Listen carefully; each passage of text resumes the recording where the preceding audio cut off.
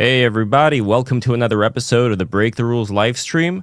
We are doing an emergency show right now because of the recent leaks from the young Republicans and what exactly this means for the future of the Republican Party, whether there's going to be a schism now between the young or not so young, in the case of that 30-year-old guy, Groyper faction, versus people who are, I guess you could say, more of the old school. And as we've seen, J.D. Vance was defending the Groyper faction. And I want to hear from these two guests. We have returning the champion, Counterpoints Connor, all the way from Florida, former military, former police officer, great dad, and leans more on the, I'd say, classically liberal side. And we have a newcomer to the show, Boom Badoom, if I'm saying that correctly, who is a complete wild card. I have no idea what to expect from Boom Badoom over here, but you are more on the reactionary end, as people could probably tell by your avatar, as well as the OPSEC. So without further ado, I would love to start this off with Connor. Give your impressions on what exactly is going on here. And once again, everybody, don't forget to smash that subscribe button, smash that like button, sneed all the super chats. Your help is extremely important for the growth of the show. And all the people who are watching this on Connor's channel, if you want to help BTR grow, get in here, breaktherules.tv, subscribe right now. You're going to see videos with Curtis Yarvin and a lot of other really awesome things that Connor was in. So anyway, Connor, take it away, my friend. Yeah, so just to do a little bit, thank you for the introduction. Thank you for your kindness. Doing my intro. I'm a science fiction, politics, and philosophy nerd, a Marine Corps and law enforcement veteran. I would argue a classical Republican, meaning that I probably have the Republican values of, I don't know, Romney, Bush, the neocons, Nikki Haley, Chris Christie, whenever he talks. And I feel pretty alienated from the party right now. So I've been never Trump since 2015. I had a recent conversation that I think has illuminated me that we are dealing with several massive problems that are fueling the radicalism on both sides. I would say it's wealth inequality, rapid demographic change, meaning the baby bust along with mass immigration, existential technological shifts like AI and the internet, and the dissolution of the social fabric, where our demographic change has been so crazy so fast that a lot of people feel alienated from their own societies. I would say the problem with the reactionary right is that their solutions in some regards are worse than the disease. And so, Nick Fuentes, as an example, talking about the Groyper reactionary right, in my opinion, based off of a lot of the content that I've consumed, he's a race realist. He's like a voluntary segregationist. He's a Christian theocrat. He wants effectively like a Christian theocracy. I think these are the desperate gasps of a traditionalism that is brittle, that will probably not survive the next 50 to 100 years. The problem with that, of course, is that it's popular. Probably 1/6 of the country believes in either Groyper-like Christian nationalist beliefs. And they're also a dominant voice in the Republican Party. If you actually look at polling, they're about 55 to 60% of the Republican Party. They choose Donald Trump as a matter of first choice. So that's kind of the problem with the Republicans is we're dealing with these existential problems. The prescriptions suck. The leadership sucks. And I think the cure is worse than the disease. But then, of course, we disagree on that. So I think that's a decent place to start. But not only that, what do you think about this current situation with these particular individuals being doxxed and kicked out and all of that? Well, I mean, I think they're representative of like the real frustration and anger of young men in the United States of America. I'm not going to freak out if somebody's using the N-word with an A. I'm not going to freak out about racist jokes. I'm not going to freak out about, making jokes about Hitler. I think the problem isn't making jokes. I think the problem is being serious about it. I think that's the problem. When I made jokes in 2000s, when I made jokes in the 2010s, when I make joke in the 2020s, I might say some racist shit. But typically my audience or my target or my friend, they understand that I'm bantering. I'm making fun of them in order to push in the same direction as them. I don't actually think that they're like subhuman pieces of shit. Whereas I think part of the problem with the jokes in, the dissident right is that they're not really jokes. They're underlying a real hostility to people from different ethno-religious racial backgrounds. And it's also underlying a real sweeping for authoritarianism as a necessary governmental action in order to preserve what they want to preserve. So that's my frustration with it, is it's not jokes. So you would say that the things that were leaked, you would put all of them into that category of things No, that I wouldn't say all. I would probably put it at a 70-30, 80-20. I would say 70-30 of it is jokes. Like, I don't think the guy actually wants to put his political opponents who don't vote for him in an actual Zyklon B gas chamber. But at the same time, is the sentiment effectively you're either with us or against us? I think that's the joke is a joke, because I don't think he would put his opponents in the gas chamber. The underlying thrust of the joke is you're either with us or against us. So this brings us to boom da doom, boom ba doom. Bum-ba-dum. You can say bum-ba-dum. bum-ba-dum. Bum-ba-dum. There we go. So what are your thoughts on what Connor was just saying right now? I'm actually kind of impressed. Most of the time when I see the kind of classical liberal or classical right or whatever, they won't even give enough credit as to the problems that create the extremism. So I'm impressed that you even kind of were able to enumerate that. That makes me happy for the future of this conversation. And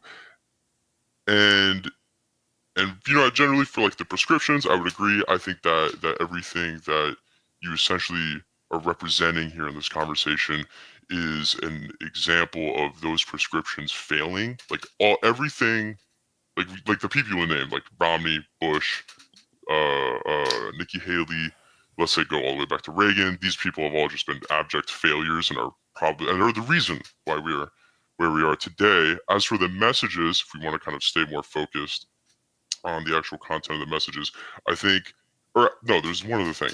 The categorizing these people as groypers, I want to introduce a little bit of nuance here. These guys are not groypers.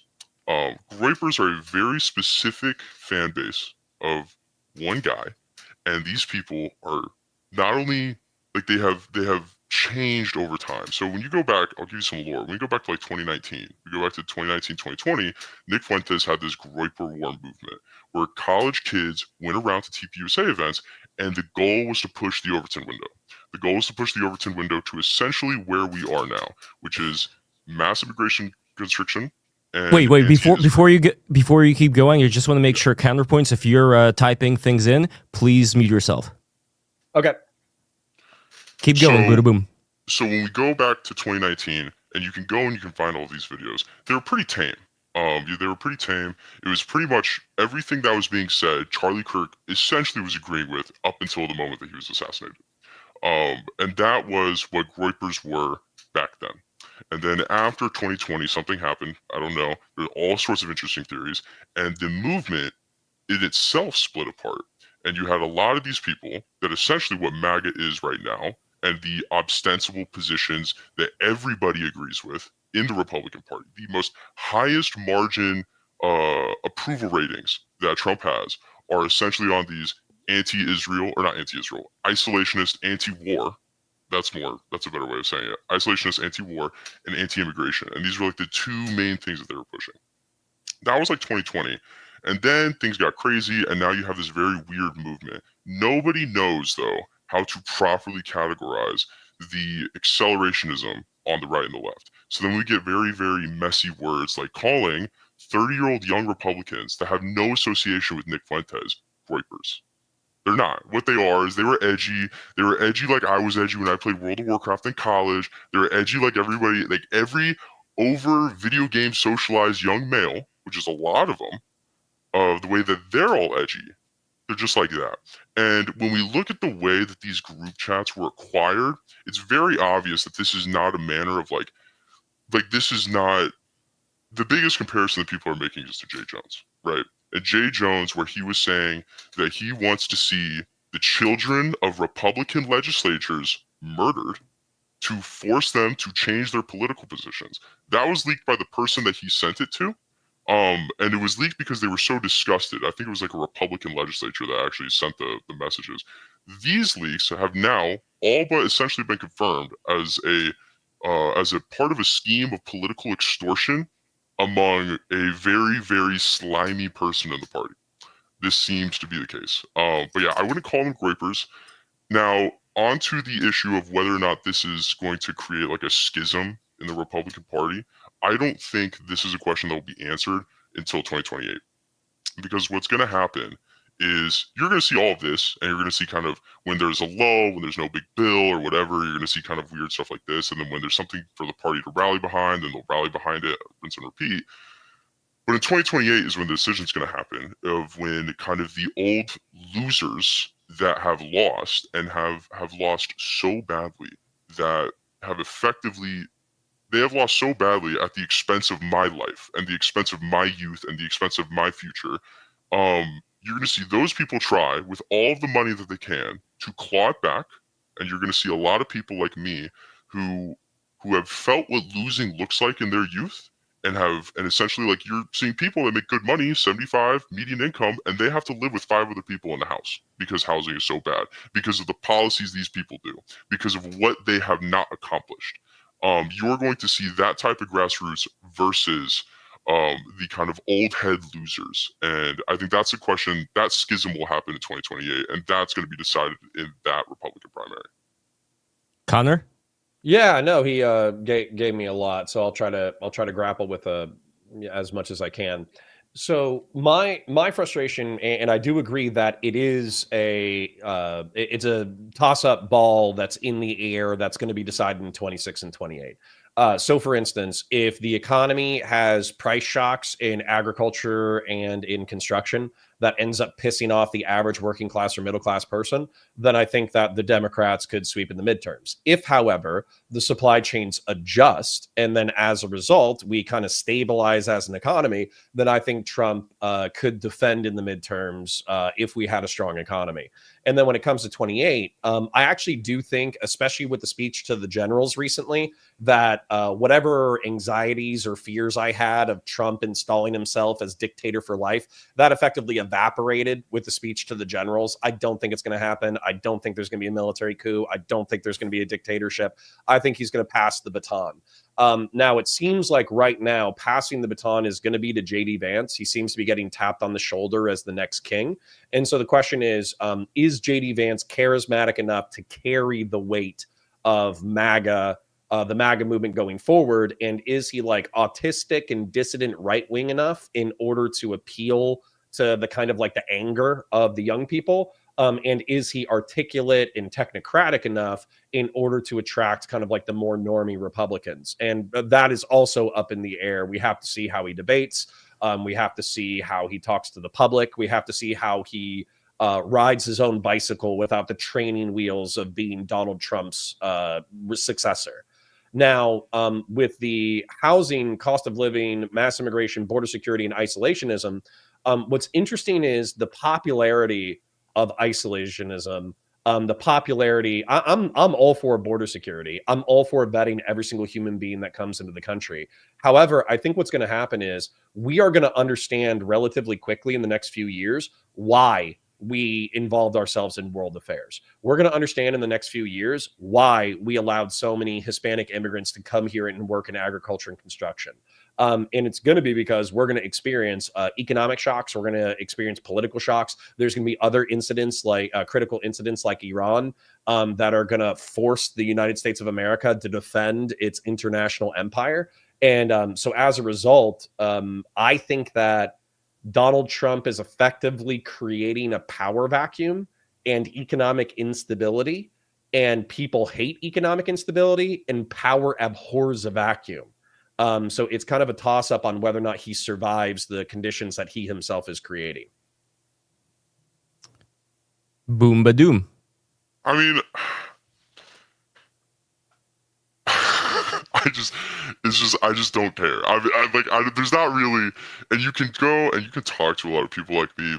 You know, there's this, the economy is, my iPhone's gonna get so expensive if we deport all these people. Everything's gonna get so expensive. And the issue with that is I just see this, and it's such a loser mentality.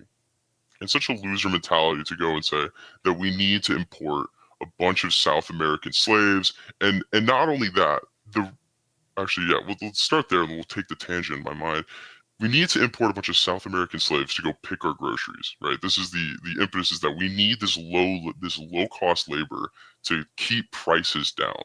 And first of all, no, we have machinery. You can look up literally every crop, and there's a machine, not just for every crop. There's a machine for like 10 types of crops. This exists. We can automate. I hate to do the abundance like Ezra Klein thing, but there's a greater vision for our country, and it's so sad to say no. We just need to keep importing the third world. But even worse than that is it's just such an immoral thing to do. I mean, what was it in the Biden administration? 300,000 kids went missing, right? It was 300,000 kids went missing for child sex and labor. Right, and in California, we saw I think it was a marijuana farm that got busted, and like half the people that they found were kids. And we're sitting there going, well, I think when we deport all these people, we're going to figure out why we were importing child slaves to work on farms. And it's like, what are we talking about here? This is so evil. I'm not trying to be disrespectful, but this is where I think like selective memory and also kind of like selective outrage is where I'm not going to necessarily follow you, I suppose, is when we're talking about like slaves. Okay, I think of chattel slavery. Chattel slavery in the United States of America was you had a less than subsistence. You didn't have an income. You lived in a shack. There was no air conditioning. You got your ass beat if you stepped out of line. If you ran away, you got hunted down and slaughtered with dogs. If you fought against your master or fought against the white man, you got hung. Your wife or girlfriend was raped and impregnated. Your children were sold. Your wife or girlfriend was sold. You were converted to a different religion forcibly. You were converted to a different language forcibly. Comparing. Because that's the thing. It's like I live in Central Florida. It's a fairly purple, multiracial, multi-ethnic place, and the agriculture workers and the construction workers around here are not that they're not subject to those conditions. The conditions they're in is they do work hard, they do work their asses off, but they come here, they make what's a good wage compared to back home. They live 2 or 3 people to an air-conditioned apartment. They share a truck. They work their dicks off. They do their remittances, and they build a middle-class life back home. And that's why they're here. So again, like, we can talk about kids. We can talk about human trafficking. We can talk about all that kind of stuff. But comparing this to chattel slavery, I think is bullshit. I'm sorry. I shouldn't have used the word slavery. Maybe indentured servitude is a better word for using children to pick marijuana leaves so people can get high. This is that are illegally trafficked into the country. This is such a First of all, would I be mistaken to say that Connor's POV here is that the sheer amount of kids that get trafficked is still not that high, and it's not worth it maybe to change that versus getting rid of so many people that are working hard? Because his position is they're not slaves from the 1600s, so it's not that bad. Like this is actually what you just said. Bumbadum, I do think that's descriptively true. However, this is what you're going to find in the conversation. Hold on real quick. This is where you're going to find the conversation is legitimately different than maybe like an abundance liberal. So an abundance liberal would say, well, on the whole, 300,000 out of 12 million is only this percentage, and who gives a shit? No, that's not what I'm going to say. As a former law enforcement officer, I'm going to say no. That's not the way that we should be operating. The way that we should be operating is America has an economic need, okay? And these people should be working in dignified conditions that are substantively better than slavery. And it should be a win-win-win across the board. It shouldn't be this black, gray market situation where people are getting paid under the table, people are getting kidnapped, people are being turned into sex slaves, people are being turned into agricultural slaves. No, none of that shit. Obviously, what I would want or what I think is ideal is a secure border. I do think we should have spent $21 billion on a border wall. I do think that CBP and ICE have a role in making sure that we're not constantly swamped by hundreds of thousands or millions of immigrants. What I think the problem is, or what the technocratic criticism of what Trump is doing, is the fact that he's doing mass deportation operations that are targeting people that don't fucking make sense. Like people who have either been here for a short time or a long time, but they're escaping illegal. Failed states, communist failed states. They're illegal. Socially and economically productive. They're not criminals. They're applying for asylum, and yet they're still getting deported. And that doesn't fucking make sense. Applying for asylum, the problem with saying, like, well, they're applying for asylum is that, unfortunately, for your argument, Biden removed this as a viable rebuttal because they made it so you could apply for asylum the moment you walked up to a border, got a phone handed to you by some NGO funded by the fucking US government, and they said, install this app, and then you're going to apply for asylum, and then we'll just let you in. So applying for asylum means nothing. None of that means anything. And beyond it's totally unacceptable that people are here for 20 years. No, it doesn't. It doesn't. Well, let's take a broader view. I want to take a broader view of this and ask the following question. How many people are refugees and people who wouldn't really make sense to get rid of, people who are, quite valuable and have like a sufficient reason to be here, versus the amount of people that are going to cause problems in the next several decades, and is there any way that we can figure that out? And by problems in the next several decades, no, just to finish my thought, by problems in the next several decades, I don't just mean, that there's going to be criminals. I mean that, is there a way we will know that the people that are going to be in this country are going to be participating in this country in such a way with all the rights and privileges that American citizens have, so they would continue the dream of the founding fathers as opposed to the reality of where they came from? That's an important question to ask. Yeah, and Bumbadum, if I could real quick, we actually have an answer for this, and it actually goes along with Bumbadum's argumentation, which is effectively 4% are legitimate asylum applicants that get approved. 96% of the people who come across our border and apply for asylum are economic migrants who end up getting rejected due to not having like a strong enough asylum case. So yeah, and they stay here, but they stay here. They don't go home. They get rejected and they stay here. This is a part of the problem. This is why all these people, they say, oh, they're deporting asylum seekers. They're deporting asylum seekers. It's like, well, they got rejected and they stayed in the U.S. Sure. There's anecdotal cases, but I know that you probably won't give a shit about those anecdotal cases, so I'll just move. So I agree with you that this is where I think the conversation will be a little bit different than usual. I don't think that it is the United States moral obligation to be the economic bastion of Central and South America. I think that we should effectively take in the people that are economically and socially beneficial to us. And to Lev's point, I think that we should have this is something, believe it or not, a dissident right-wing thinker, the distributors told me, is that in the late 19th, early 20th century, there was a proactive, through the public education system, proactive propagandistic attempt to force Germans and Irish to think of themselves as white and to think of themselves as American. And that was necessary in order to form kind of the social fabric that we have now. I think that is something that we should bring back, that public education needs to reinforce American civics, and integration needs to be a priority. Yeah, I would agree. I mean, this is, my favorite meme is the melting pot meme, because everybody would talk about the melting pot. I don't know if you actually know what the melting pot is.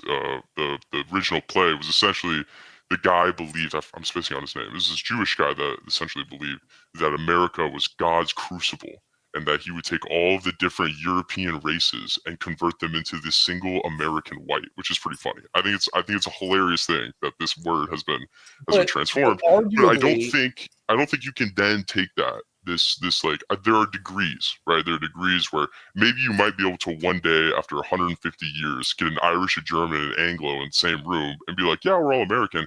I don't think you can do that. And I think Thomas Jefferson was pretty much right when it came to what he believed should have been done about the issue of like slavery in the country, which is that he believed that that there need to be a sort of a separation because there would be existential fallout, and I think we're kind of seeing that. But so hold on. I want to press you on this though, because this is one of the things where I feel like we're borderline living in different worlds. So you mentioned that the losers, the neoconservatives, the moderate conservatives, the corporate the people Republicans, that lost elections and made the country worse, the losers. well, not just that, but like arguably Bush, even if he didn't identify as a neoconservative, he governed as a neoconservative, right? Like laissez-faire economics, military intervention overseas, all that kind of stuff. Yeah, Reagan as well, by the way, with the amnesty. Sure, and people are now arguing about Reagan's legacy because he was pro-gun control, pro-immigration amnesty. It was terrible. These people sucked. Well, right. So then that's where the Republican Party, in my opinion, has totally shifted in the past decade, where it's borderline unrecognizable to the principles and values that I was raised with. But I want to ask you, because you kind of did make it personal. You said that these losers who have represented us and either lost elections and or they had bad policies that fucked over the American people, in your eyes, they had kind of like, I don't know, sabotaged your life to some degree. And then not just that, they were kind of responsible for the sabotaging of the modern American plight. And you kind of put it in existential language. And I just don't think the stats like bear out an existential threat. So can you kind of go into that a little bit? Yeah, I think you can look at the demographic change in the last 30 years, in the last 40 years. I mean, it has been so rapid that young people now live in a totally fundamentally different world. So the city I live in is let's say one of these large dystopian West Coast cities. 30 years ago, this city looked completely different. You did not see signs in Star Wars languages. You did not have the type of activity and the behavior. You did not. You could go down the street and you could simply hear the language of your nation. This is not what you experience anymore in many American cities. And this is the case everywhere. The demographic change across this nation has been so fast. There's unbelievable. It is completely, this is why you and I live in different worlds, is because you and I grew up in such different worlds. The world that when I got to form all of my worldly beliefs after age 10, because I'm so ahead of the curve. But in this world was in 2010, 2012, for example. I think the best example, I was just talking to a friend about this, and I'll stop here, but in 2014, Barack Obama started the actions against the school to prison pipeline. In 2014, he threatened to sue with Title IV, Title VI, or threatened DOE funding cuts to any school that called the police on kids that were committing criminal behavior. This is not something you experience. And I guarantee you, what I saw in high school was a fundamentally different world than what you saw in high school. And it's not just that, it is every single thing from when I was 14 to when I'm 25. That's why there's a difference. And can I ask this? So I'm in my late 30s. Are you still in your 20s? Yeah, I'm mid-20s. Okay. So hold on. So I heard what you said. But I am going to press you on it, okay? Because the perspective that you have, I think, is relatively speaking ahistorical. Because if we look at the founding of the nation, we're talking about 13 colonies on the East Coast, and all of the shit that we were dealing with then, we were dealing with French colonists. We were dealing with Native Americans. You're talking about barbarism from savages. You didn't have black people being racist and beating up white kids. You had Native Americans raiding cities and villages and scalping people. That's the kind of shit that was going on. And that lasted through the entire 19th century. Then when we're talking about the middle to late 19th century with the Civil War, we actually had it as a part of our social fabric up until 150 years ago that black people were subhuman. They were abhuman. They were a different kind of human, and you could technically own them. And that was a huge part of our economy. Our economy and our culture. And we fought a war that killed 500,000 people. When you're talking about the early 20th century, well, actually, I should go back a little bit. Benjamin Franklin, when you're saying oh, well, I don't hear the language of thy nation anymore. I hear Spanish, or I hear, Chinese, or I hear this, or I hear that. There's a letter from Benjamin Franklin at the founding of the nation where he says, we're taking in so many fucking Germans that if we don't pay attention, the United States is going to become a German project, not an Anglo project. And as a result, we're going to be subsumed by these swarthy, shitbag Germans. And so for me, it's like, if we look at this historically, we've been in infinitely more precarious existential times than this. Even looking at crime stats, like I'd love to get into crime stats, but I've been yapping for 2 minutes, so I'll shut up for now. One quick thing before Badaboom or yourself would reply to this, because I am very curious, bringing back this idea of, well, America shuts itself down for a certain amount of time. In the 20th century, I believe that was in the 1920s, that they restricted immigration severely. And I think that that was the opportunity for a lot of the migrants who came here in the early 20th century to start getting more into what was considered to be, the golden ideal of the WASP. But also, I wonder this, how much did this have to do with shame? How much does this have to do with the WASPs talking about how great they are and how low all of these people are and, you'll never make it, yada, yada, yada. It's kind of fat shaming in a way for the migrants who came in here. So I'm not sure if the same thing would work right now. We had a very interesting conversation with Steve Boyle and Bogbeef on an earlier episode. You guys should definitely check it out. I even made like an animated AI thing of Bogbeef as Macho Man Randy Savage in that clip. But anyway, we were talking about this gradient, where on one hand you have a kind of authoritarian regime that you would see, let's say in Singapore, for instance, where even if people live from different cultures, they're able to get along with each other because they're forced to get along with each other through this power that's constantly, watchful of any wrongdoing. And then on the other hand, you have people who, are more homogeneous, have the same culture, and there's much less fear that something's going to go wrong there. So if we have this gradient over here, where exactly America is going to be in that gradient, I think that the concern that Badaboom has, as well as Bogbeef, is that we're not doing anything at all, like the whole is-ought situation. We're not doing anything at all to address whatever potential differences may come about through the lack of minding the store, through the lack of understanding, well, what exactly is going on in the mind of a lot of these new people who are here. Is it just a matter of, well, they like football and they like American shows, so now they're Americans, or is it more complicated than that?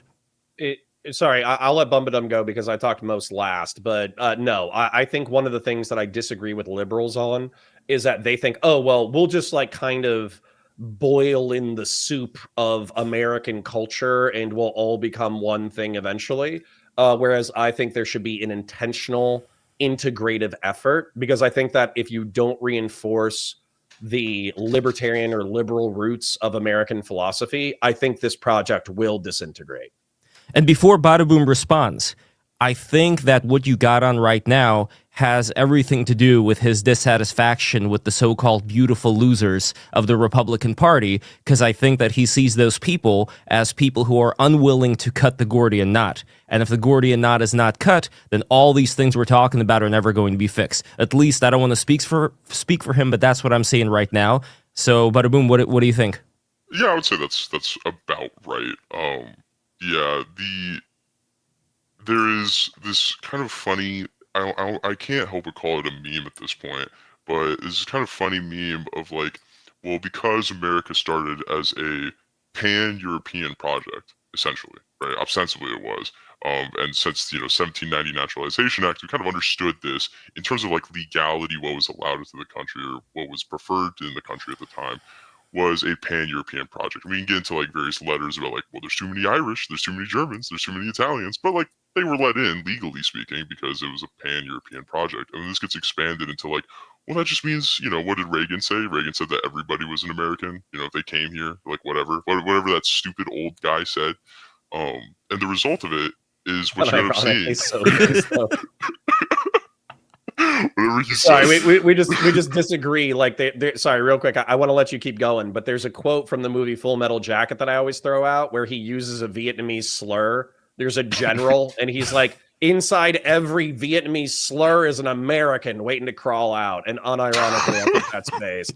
But anyway, sorry, funny. Continue. But like, Yeah, there's this idea that you kind of can just keep expanding, I guess, the gradient, right? You can kind of just keep expanding it out, and as long as you just indoctrinate them into what being an American is, then they can come in. And then what we've kind of seen is I just don't think this would ever work out. And I just like I've met these people. I've met people that have been in the country for 30 years that are legal immigrants. And because of where I live, like it just so happens to be the case that like half the population of this state is just unknown and is just illegal immigrants. And they've been in here forever. They're not American. They are not American in any way that I'm an American. There's no assimilation, there's no indoctrination, there's no conversion. There's it just doesn't happen. And the worst part is that the balkanization that has occurred universally across this country has now encouraged that, and there's no way to fix this now. Like there, how do you fix the fact that if you look at LA as like the best example because of the sprawl, you can find like a 10 square mile radius that is literally nothing but Chinese people that speak Chinese. They don't speak English. You go to a restaurant, they don't speak English. The signs are in Chinese. What do you do about that? What do you do about the fact that on this part of LA, it's all in Spanish? What do you do about the fact that in this part of LA, it's in like like Azerbaijani or whatever? Like it's everything everywhere, and you're just going to keep seeing that balkanization. Yeah, so this is again where I think I differ from other people, where I think that integration has to be an intentional governmental effort, and what I mean by that is so my experience is a little bit different. I do live in a fairly cosmopolitan purple area. I live in Central Florida, but in my cosmopolitan Central Floridian area, I went to a law enforcement academy, and the law enforcement academy was 80% Hispanic. Like every single last name was Gutierrez, Herrera, this, that, the other, right? It was all Hispanic. And yet, out of a class of 30 people, 2 people spoke Spanish. And that's because, yeah, their parents like came over, they only spoke the language, they worked their jobs, they stayed in their ethno-religious enclaves, but their kids went to American public school. And as a result of going to American public school and being born here, they learned English, they learned American civics, they, wanted to be a part of their community, they grew up on American pop culture and all that kind of stuff. And so as a result, like the Spanish speaking police instructors were giving the class shit because they were saying how valuable being bilingual would be in this job. And yet the Hispanics in Central Florida were so anglicized and so integrated that they were missing a critical skill for law enforcement. So that's where I just think that we're probably living in different Americas. Do you think the Muslims in Dearborn, Michigan are like fundamentally American because they like Kanye West and speak English? No, but I think that if you give it a few decades, or a few or a century, I think they could be. Where in Central America are they from? By the way, sorry to interrupt, but I'm just curious, Connor. And by the way, Connor, you don't have to mute. It turns out that sound was from somewhere else. But do you know where in Central America or South America a lot of them are from? Oh, yeah, I would say easily probably 10 or 20% of them were Cuban, 10 or 20% of them were Puerto Rican, and the rest were Mexican. So it's probably like 50-60% Mexican, 10 or 20% Caribbean, 10 or 20% different kind of Caribbean. So I would say that the Caribbeans seem to, Puerto Rico is obviously an American territory, but Puerto Rico and Cubans seem to actively want to integrate. And I would say Mexicans, it's like a coin flip. They either love America and want to integrate, or they're like, fuck you, you colonized us, I'm indigenous. It's like a 50-50 coin flip. I noticed, by the way, this comment over here from one of your people, Connor. LOL, what a regarded question. Yeah, I'm happy they're being very careful about this stuff. But when it comes to something like that, though, Lev's nice. When it comes to something like that, though, it is interesting because it almost feels like, now they're talking about the differences between people. That's not very good. So it feels like your audience is a little bit more sensitive to that kind of thing, even though I think it is important to take a look at these different cultures, how exactly they react to the United States, to integration, all of that, because these are all very important questions, and it matters as far as how long it would take to integrate certain people more than others. Well, I've talked to so I lived in California for a bit, and I do spend a lot of time on the online political debate sphere. So I'll concede to Bumbadum that there are liberals and there are progressives and there are leftists who effectively take the political position that like well, we don't have to force any kind of integration because, that's racist or whatever. I think that's stupid. I'm Wait. sorry that you I think live in a shitty state that takes that on as policy. But I this is would not say state that's not the policy. entire This is country. this is federal policy for like the last 30 years, and this only changed this last election. Even in 2016, with Trump's really, really, really unfortunately staffed administration, the standards for like how to even like getting people to integrate, they've been so low. And even the fact that the legal systems were not enforced means that these people had no need to integrate. So when we have 20 million people, or how many have you, under the Biden administration come in illegally, right? Who knows how many came in? None of these people integrated. And there's no need to. There's no want to. There's no requirement to. None of them ever will. This was totally allowed. And this is, and then you see in the legal efforts, it still happens. But okay, this is where I feel like, I'm not trying to overly stereotype and feel like, you know what, I'll skip that part of the comment. This is where I feel like statistics don't necessarily bear out what you're saying. And what I mean by that is that if you look at criminality in the United States of America, effectively what happened in the pre-World War II era was we were at like a relatively high level of homicide and crime in the United States of America. It was the Prohibition era. So we were around like 10 per 100,000 homicides. And it was a time of like gangsters and violence and death and murder. That was very popular. Then it looks like we kind of peaked out around 1940, and it looks like all of America went to war. And then it seems like through the 50s and 60s, Americans were sick of war. So we kind of have like a post-war lull. And this is idyllic America, where we're at 5 per 100,000 homicides. We're actually largely segregated. This is before integration. This is before the Civil Rights Act. We also don't have a very large Hispanic population, because I think we had pretty strict immigration controls in reference to, correct me if I'm wrong, the Hart-Celler Act. But then what you see is a spike in crime. And the spike in crime correlates with the Hart-Celler Act and mass immigration from Central America, South America, and Asia. But this also correlates with the drug war. And so we see that peak out in the 90s.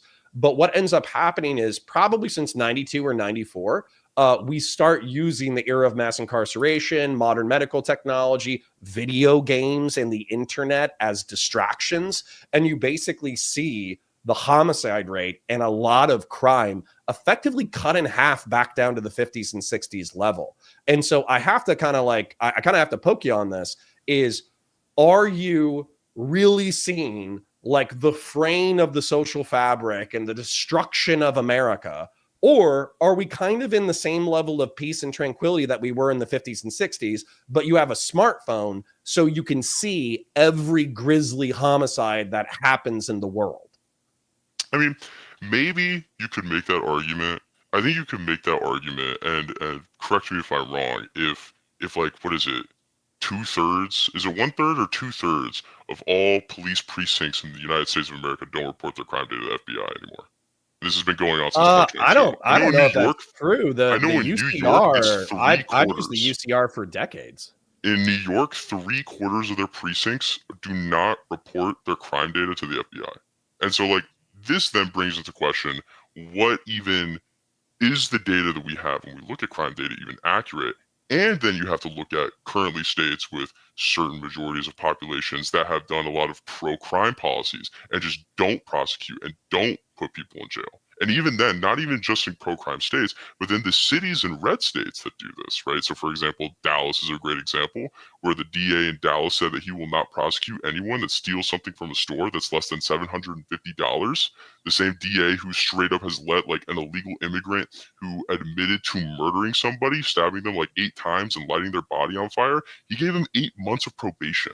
So there is another example I want to bring up, which is very recent, about Kendra Briggs, who was apparently a Biden-appointed judge who gave no jail time to the teens responsible for attacking the Doge employee Big Balls. So if you guys recall what happened to him, so they got let out on, what was it, on bail, or what do you call it when people are, I'm so dumb right now, what do you call it when people... Probation. Thank you so much. They were let out on probation, and so that would be another example of what you're talking about, right? But no, not really. What I'm saying is, I think the institutions that even present this data are so far gone and so bad across so much of this country that I don't know if you can really even trust these numbers anymore. And this is wildly, like, it's super, super concerning to me. Like, when you see, like, California, like, Newsom, the account, he's been going off being like, California has a better crime rate than Texas or Alabama or, like, Florida and, like, all these other states. And you go and look, and it's like, oh, cool, LA County Police Precinct just doesn't report, like, their crime data to the FBI. New York doesn't report their crime data. New York City Precinct doesn't report their crime data to the FBI. He's just there, and you look at this, and you're like, what is... Like, I want to believe maybe that it's just the phones are making us crazy, because it's a really great, easy answer, and it would make so many things easier to just be like, okay, if we just put the phones away, then maybe we could all be happy. But then I go out and I see with my eyes, like, no, I don't think so. I think everything is actually just worse than it was like 30 years ago. Well, okay, so hold on. Then there's another thing that I'm gonna throw your way. Okay, so nostalgia is a motherfucker. Okay, and so what I would say is, like, I idealize the 1990s because I was born in the late 80s, and I do think the 90s was awesome for a lot of reasons. I think a lot of the music was good. I think some of the cars were cool. I think a lot of the media was cool. I think the action movies were awesome. All that kind of stuff. But I do also have to realize that in, like, 1994, like 2 years before, like, a bunch of my favorite music and favorite movies were released, it was one of the most violent years in, like, American, Yeah, American I'm not going to history. deny. I don't But- think, and by the way, I don't think that crime in the U.S. is necessarily worse than it was in the 90s.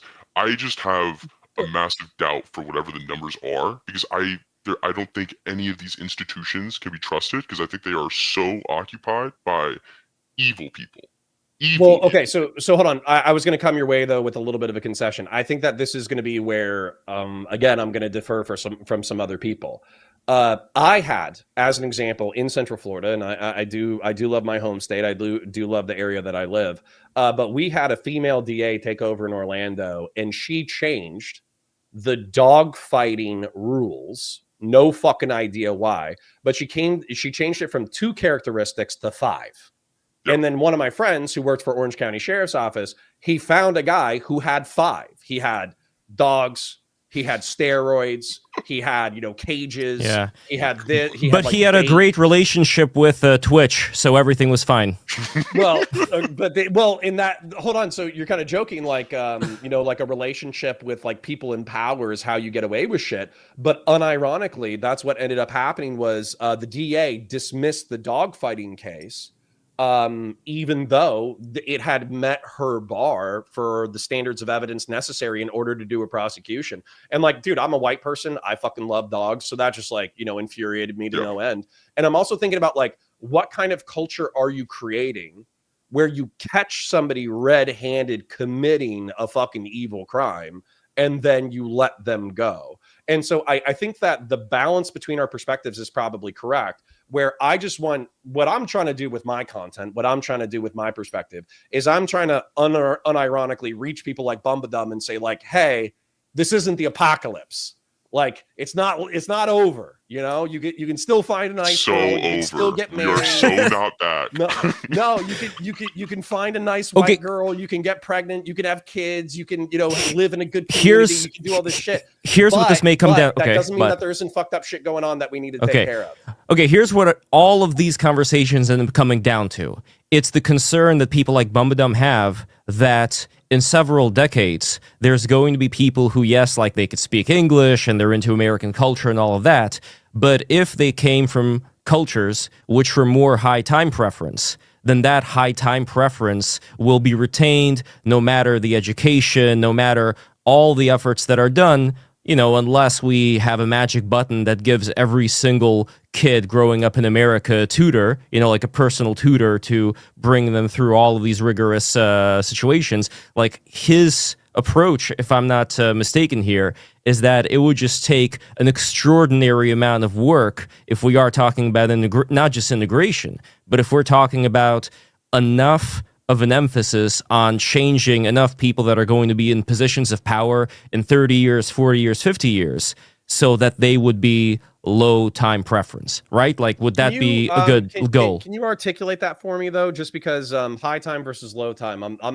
my guess is, like, ADD and incapable of focusing on long-form necessary tasks. Living in the That's my moment. guess. Living in the moment. That would be a good way to phrase it. And I think what the concern here is that if you look around, a lot of cultures in the world, a lot of people are living in the moment. You know, they may not be thinking as far in advance in terms of, you know, how their society runs, which is okay, but we don't really want that quality. So number one, is that necessarily the case? And number two, if that is the case, how do we fix that? Yeah, I got a quote for you after Bumbadum responds. Yeah, Okay, Bumbadum, go for it.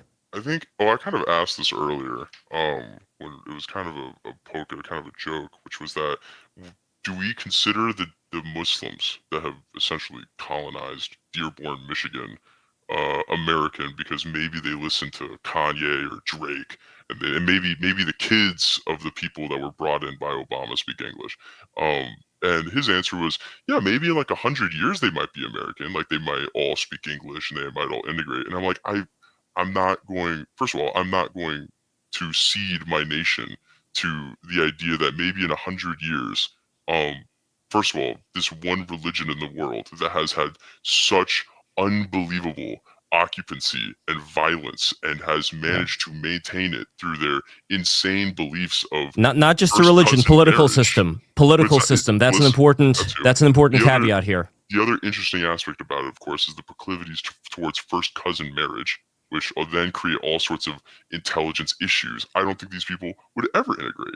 And the way that they get here is not indicative of them wanting to integrate. This is indicative of people that want to colonize. And then we see it happen in Dallas. We see the Epic City, that whole thing, an Islamic center community. You know, these are people that are not looking to integrate. They're looking to colonize. And I don't think that it's appropriate that the land of my people, my parents, my parents, my grandparents, my great-grandparents, I have 6 generations going back here, that I would say, you know what, I'll risk what you guys left to me to see if these people will do something that none of them have ever done in ever recorded history. Well, okay. So, So hold on. In 16, I basically decided I was never Trump all the way back in 15. And while I was never Trump, I was not able to vote for Hillary Clinton. Number one, because I think she's like a lizard person who eats babies in order to like extend her lifespan. But also because she effectively said at the peak, in my opinion, of like ISIS jihadist terrorism in Europe, and immediately after the Pulse nightclub shooting, she was like, oh yeah, I'm going to bring in 200,000 people from Syria. And it was like, why? Like, what the fuck? Why? She's also evil. She's terrible. So the point is, like, I'm a little bit more Islamophobic than the average liberal. Let's put it that way. But that being said, through relationships, I have a few relationships with a few Muslim folks. I would say that Islam is a dualistic religion. And what effectively you need to do in order to get a peaceful version of Islam is that the bar for being Muslim is actually super low.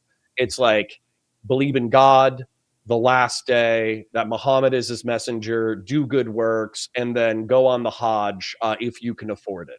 That's like the 5 bars for being considered Muslim, right? And then, but after that, of course, what happens if you actually read the Quran? The first half of the Quran, little edgy, gets a little spicy every now and then. Second half of the Quran is super spicy, super fucked up. And like from a historical perspective, that's because, Muhammad spent the second half of his life at war. And so like a lot of his passages are about conflict and war and conquering people and all that kind of stuff. Well, the easiest way that I've found peaceful Muslims translate that is they're like, oh, well, it's within the historical context of war.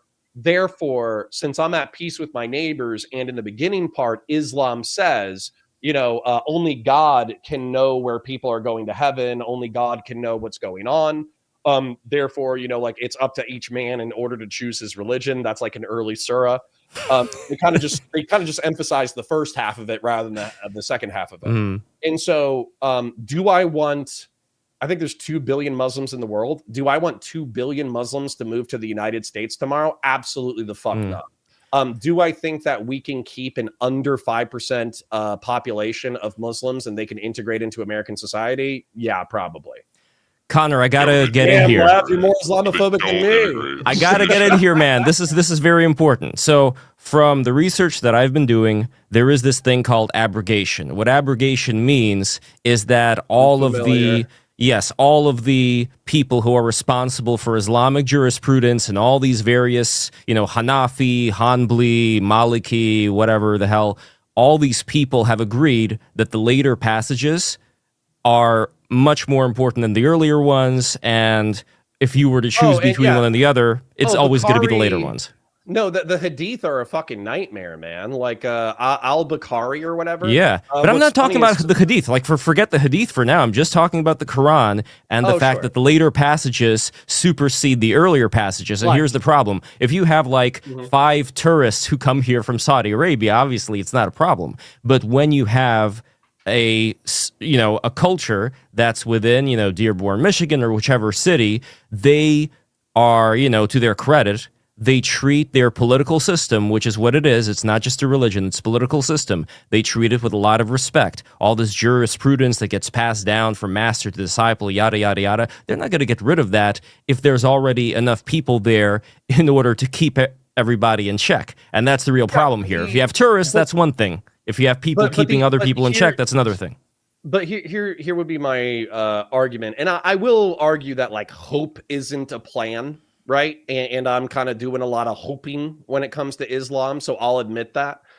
However, I would say that we've seen things that don't make a lot of sense with a strict interpretation of Islam within the past decade or so. Like the previous Saudi king, the one before the one that we have right now, was funding madrasas internationally, was, promoting fundamentalist Islam internationally, was even paying for madrasas and religious conservative schools in Pakistan and in Afghanistan.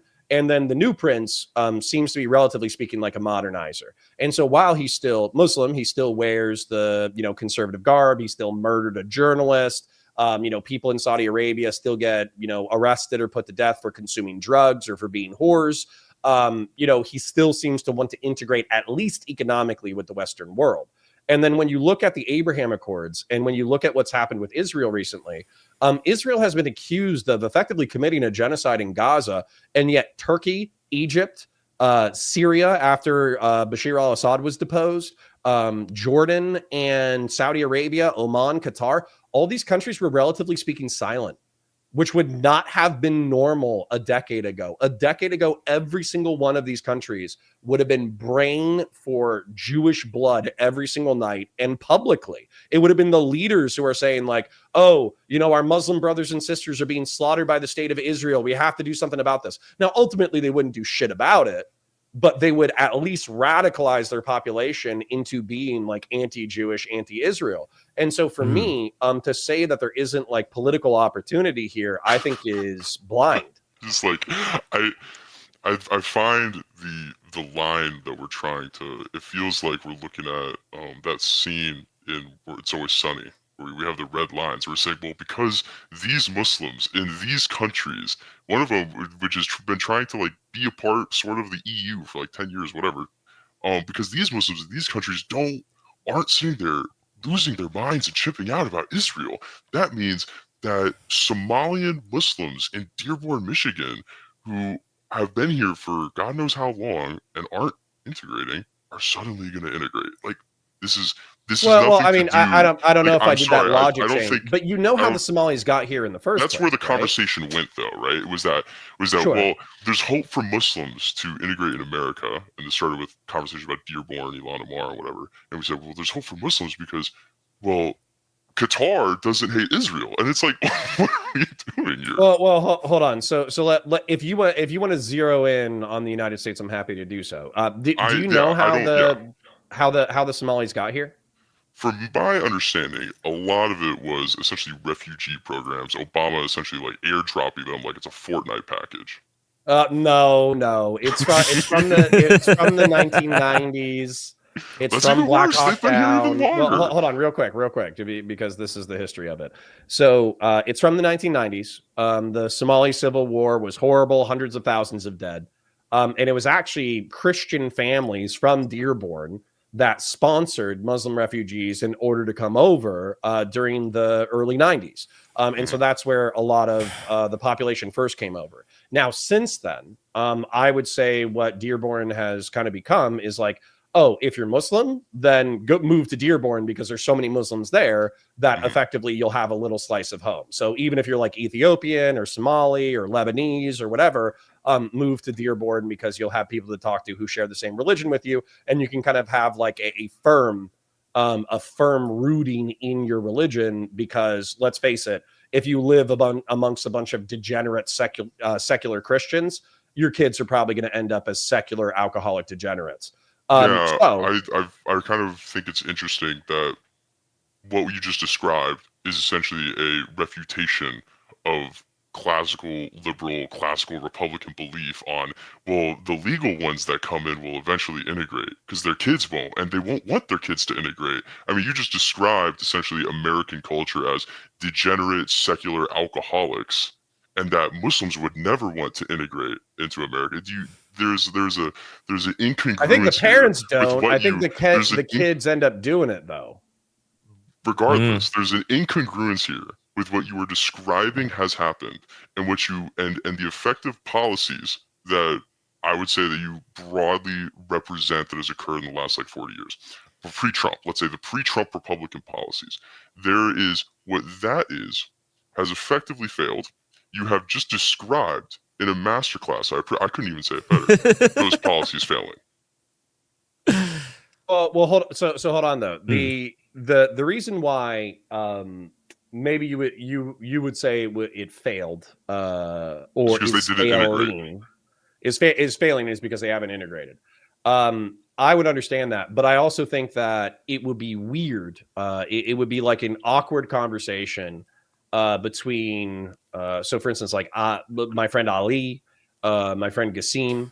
And the reason why it would be an awkward conversation is because effectively they are the people that you're talking about, where you're like, oh, well, if you're still like devout Muslim, but you listen to Kanye West and you speak English, are you really American?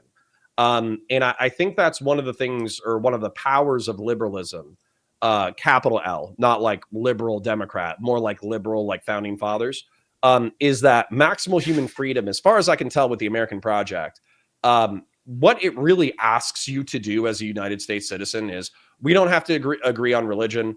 We don't have to agree on politics necessarily, although we should solve our problems at the voting booth. And what we should do as Americans is we should work our jobs, pay our bills, pay our taxes, take care of our family, take care of our community. And as long as we don't infringe on the freedoms of other people around us, then ultimately the state will leave us alone. And so if you're talking about like integrating Muslims into being American patriots, wearing like Confederate flag bikinis and shooting fucking fireworks off of their boats. I think the American flag is a good compromise. Sorry, what's that? I'm not asking them to wear a Confederate flag. I'm asking them to fucking fly an American flag. I think that's a good compromise. They won't even do that. But I think that's where we need to get into the nuance, though, where specifically, while I agree that the Muslim refugees from war-torn countries should be grateful, countries, they should be, while they should be grateful that they got into the Western world, some of them, I would say, are ungrateful, and some of them are spiteful, and some of them are dicks, but they view themselves as being justified in their assholery because they viewed their failed states as failed because of the interventions of the West. I'm not saying that's correct. I'm saying that's the way they see it. I gotta step in here. So if we're talking about your Muslim friends, I'm sure they're wonderful people and they're quite liberal in various aspects of their lives.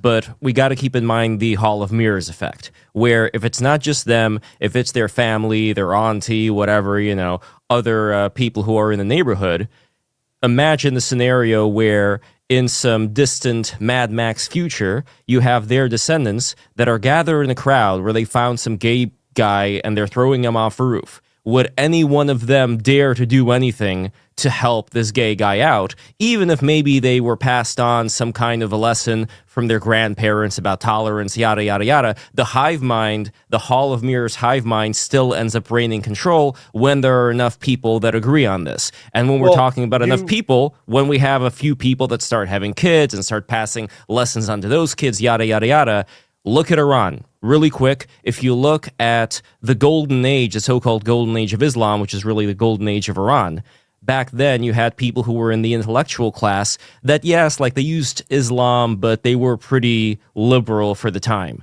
Yet eventually that civilization, you know, because of the migrations that happened and the wars and the Mongols and the Turks and all of that stuff, you know, Hassan's ancestors, because of all that stuff, we ended up with a situation where what was retained was this very rigid structure where you got these antennas that are sending out the frequency and people are praying 5 times a day and then they're rotating around the cube and all that stuff. So that's the stuff that ends up getting retained when we get to Mad Max times, you know, when things fall apart. Sure. And that's the concern when it comes to, So all I was going to say is that kind of goes back to me, my perspective earlier where, do I think that we could keep Muslims under 5% of the United States and they would largely be chill and integrative and they would listen to hip hop and maybe they drink alcohol on occasion, maybe they have premarital sex and maybe they don't throw gay people off of rooftops? Do I think that's possible or even probable? Yes, but I do keep the caveat that this is exactly what you just said is why I would not want 2 billion Muslims to move to the United States tomorrow. Because I think at that point, even greater than 10%, even greater than 20%, even greater than 25%, you would talk about those ethno-religious enclaves, ethno-religious, linguistic, racial enclaves that would effectively become communities within communities, and then they would splinter into their own thing. I actually am I understand that legalistically, the Muslims are capable of building a private community within Texas and then creating HOA laws that are going to be relatively discriminatory. So everybody who moves there is going to be Muslim. I understand that they're within their legal rights to do that. But I do think that that's going to present obvious. It's going to present obvious problems if they start trying to do like female genital mutilation or honor killings or shit like that. That's obviously going to be a fucking problem. Yeah, I don't want my Texas suburbs to be seeded where we'll say it can go as bad as like honor killings. So once we start hitting honor killings, then maybe we should do something about it. Like I don't like that, but I think I think we're kind of maybe going a little bit too far. I think we've kind of circled the drain. We might be because we've been talking about mass immigration for like 30 minutes, and I'm not for mass immigration. Yeah, I'm not saying you're for it. I just do think here's how we can get back on track. How we can get back on track. What's related to the mass immigration question is whether or not the Mitt Romneys of the world, the people that Connor would consider to be more of the type of Republicans he would want to see, as opposed to the MAGA Groyper faction or whatever. Would they have enough power in order to create the kind of world that both you and Connor would prefer to live in? Because I think Boom Badoom's problem is that he does not see them being strong in any way. First, but I don't even think that the Republicans that I support are capable of creating the world that I or Boom Badoom want. But I'll let Boom Badoom answer. Okay. First. And by the way, everybody, sneed those super chats and subscribe to BreakTheRules.tv. I love Connor, but you guys got to check out Break the Rules right now. I bring on people who are from completely different social circles. I've had Curtis Yarvin on. I've had Styx Hexenhammer 666 on. Jason Giorgiani, one of the smartest people I know. He's this brilliant Iranian philosopher. Check out the videos, BreakTheRules.tv. Anyway, go for it. Yeah, I kind of used to be one of these. I'm not a black pillar, and I don't like to consider myself a black pillar. There's a lot of white pilling on my Twitter account that's gotten some notoriety recently, but yeah, I'm not a big black pillar guy. I've become much more of like a practical, pragmatic what works. And to me, it seems to be the case that when we look at a lot of these classical, liberal, classical, respectable Republicans, they'll come up with all of these funny names. And what ends up happening is these guys just lose. And we all know they lose. You just admitted they lose. We all know they lose. And I'm just like, well, what wins? What wins, even if on the littlest of things, the big thing with like the big black pill thing was there was a big meme about the Groypers. This is one of the things I hate about them was they were like, we should vote for Gavin Newsom. They were pro Kamala Harris because they don't like Trump. And then you sit there and you look at this administration. I'm like, man, I will vote for anybody that just keeps Stephen Miller doing what Stephen Miller is doing. This guy is just nothing but winning, nothing but great. I love him. He's so perfect. He is like the one good one. We love him so much. And if we just keep him there, then this country might be good. But like he is a winner. He's it's actually so funny doing... that you see Stephen Miller's face and you get like a fucking burst of joy in your chest, and I see Stephen Miller's face and I get like a burst of fucking hatred. That's crazy. He lowers my heart rate. I feel soothed when I see him on TV. When and he probably lowers. He probably lowers the anti-Semitism too. I think Stephen Miller is one of the biggest sociopathic pieces of shit. But Connor, you gotta admit, no person has done more to fight against anti-Semitism on the right than Stephen Miller. Whether you like him or not. Whether you like him or not. Boom Badoom just said he's one of the good ones. I'm pro-Israel because of Stephen Miller. That's not really true, but it's okay. Bro. Sorry, I don't know if that's true. But anyway, so hold on. So you asked the question, and I do think it's interesting. So you asked me if, well, actually, hold on, a contention first. So you said that, the moderate Republicans, the neoconservatives, the corporate Republicans, they just lose. But I don't think that's really true. Bush won both. Well, 1 second. Bush won both elections. He won 1,000. He won 04. Then it was Obama's turn. Obama was let's just call him controversial, but he still won his reelection. Trump came afterwards. Trump lost in 20. So regardless, we don't have to get into like election bullshit. But I know we could. But I would argue that Trump lost in 20. And I also think that the MAGA coalition is made up. It's basically 6 political movements in a trench coat. It's like techno-feudalism, immigration hawks who want to limit illegal immigration. It's immigration hawks who want to eliminate all illegal or all immigration. Yeah. So that's like 2 camps right there. Then it's like the techno-feudalists, and then it's like the Christian theocrats and the Christian nationalists. And then it's also like moderate normie Republicans who can't bring themselves to vote for a Democrat, so they just check the Republican box, which, by the way, 55% of people in the Republican Party pick Trump as a first choice, but 45% of the Republican Party would pick another candidate if they could. They just believed you about the winning argument where they thought Trump was the best shot at winning. He's such a winner. I love this man.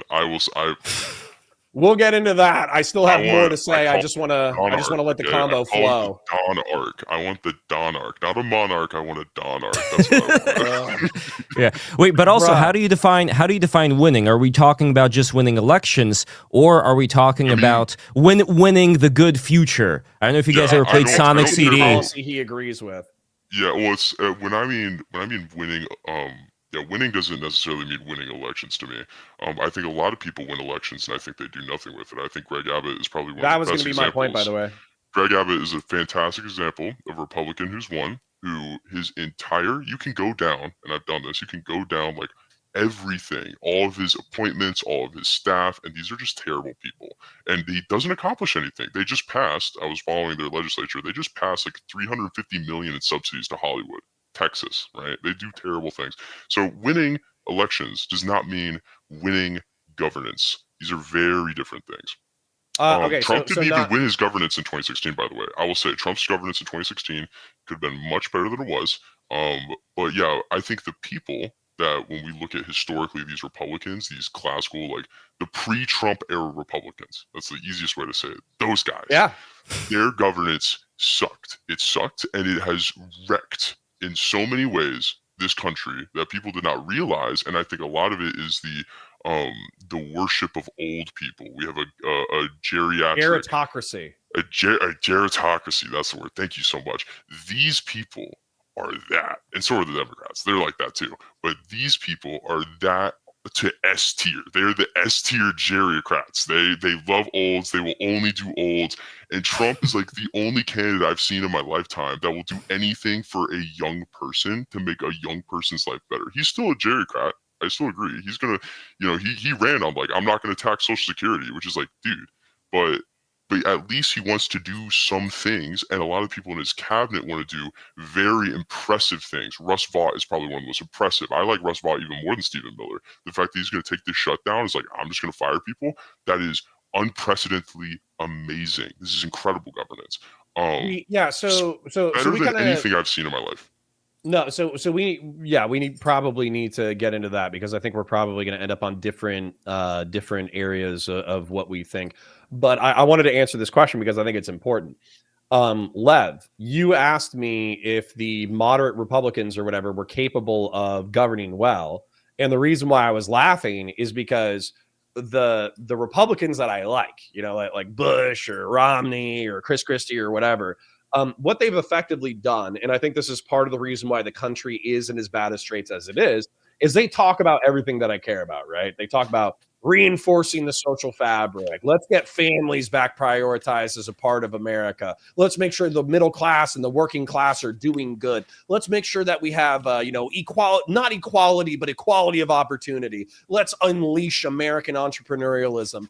Let's secure America with strong law enforcement and strong military power. They talk all these things, and then I get a boner. And then what do they actually do when they govern? They just pass tax cuts. And that's all they really do. That's almost exclusively. They haven't reinforced the family. They haven't helped out working class or middle class family. They've watched how laissez-faire economics, in my opinion, has effectively created a K economy where if you're middle class, your income increased substantively and you're doing great. But the amount of people who are in the middle class has decreased substantively. And so what people are finding more and more is that basically they need dual incomes, dual working parents in order to survive.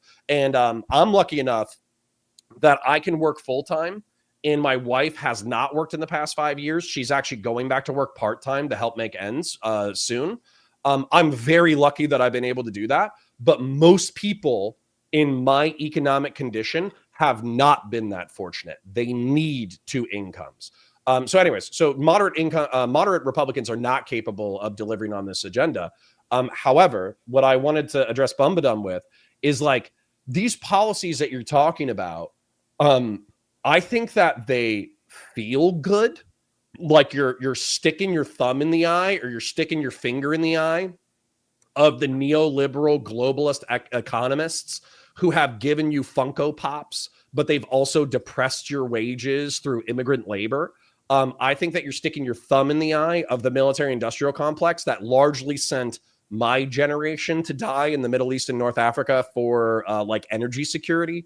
I think that you're sticking your thumb in the eye of the corporate Republicans who have profited off of, effectively, like you said, importing a slave class into the United States of America. I think that you feel good. I don't think these policies are going to be good. I think these policies are actually probably going to hurt the United States super fucking bad. Go for it. I mean, so besides, earlier you listed isolationism, creating a vacuum of power in the global economy. Besides that, and then, well, if we deport all of the farm workers, then suddenly food's going to get more expensive. I think these were the two things you listed. What other policies are the ones that are going to make my life substantially worse? Yeah, that's actually that is interesting because I am looking at it from a more global and national perspective. I really am. So, and I think that's a privilege to some degree, is to talk about Ukraine or talk about Israel and talk about how Trump gave a carte blanche to Israel to do whatever the fuck it wanted in Gaza, or talk about how we've effectively backstabbed Ukraine, resulting in my opinion, unnecessary, probably thousands, if not tens of thousands of Ukrainian deaths. But Europe hasn't collapsed yet. Ukraine hasn't collapsed yet. And even if it did, you would probably be so insulated from both Gaza and Ukraine that that's not going to affect your life. So I'm trying to orient what will hurt you, quote unquote. And I think the question. So here's the economic questions when it comes to what will hurt you. Will reducing international consumer goods and then increasing the pricing of international consumer goods affect you negatively? That depends on what kind of socioeconomic strata you're in. The other question is, will increasing the price of construction, new construction, be offset by the mass deportations of removing 11 to 25 million people? Like, will there be 100 so many million. We gotta intimate? think big. Sorry, go ahead. 100 million. We gotta think bigger than that. Well, hold on. So hold on though. Housing, food, and access to international commercial goods is the way that I would appeal to you individually. But what would you say are the things that you're like, what is the suffering that's being reduced in your life, or what is the good that's being increased in your life? So I think there are social sufferings that are not measured economically, that people have to deal with every single day. As a result, especially of the last 60 years of immigration policy, and especially as a result of the last few decades of illegal immigration. I think these, while they might have benefited in some sort of economic measure, I think people have lived worse lives.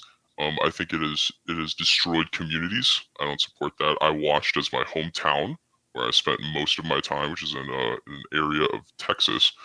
I watched that entire place transform demographically, and it didn't just transform demographically. Like, all of the houses, it became a ghetto. It essentially became a ghetto because of immigration. I saw that happen personally. The reason why people don't like to admit this, but the reason why um nobody wants to work like service jobs anymore is because you cannot work with people that speak your language.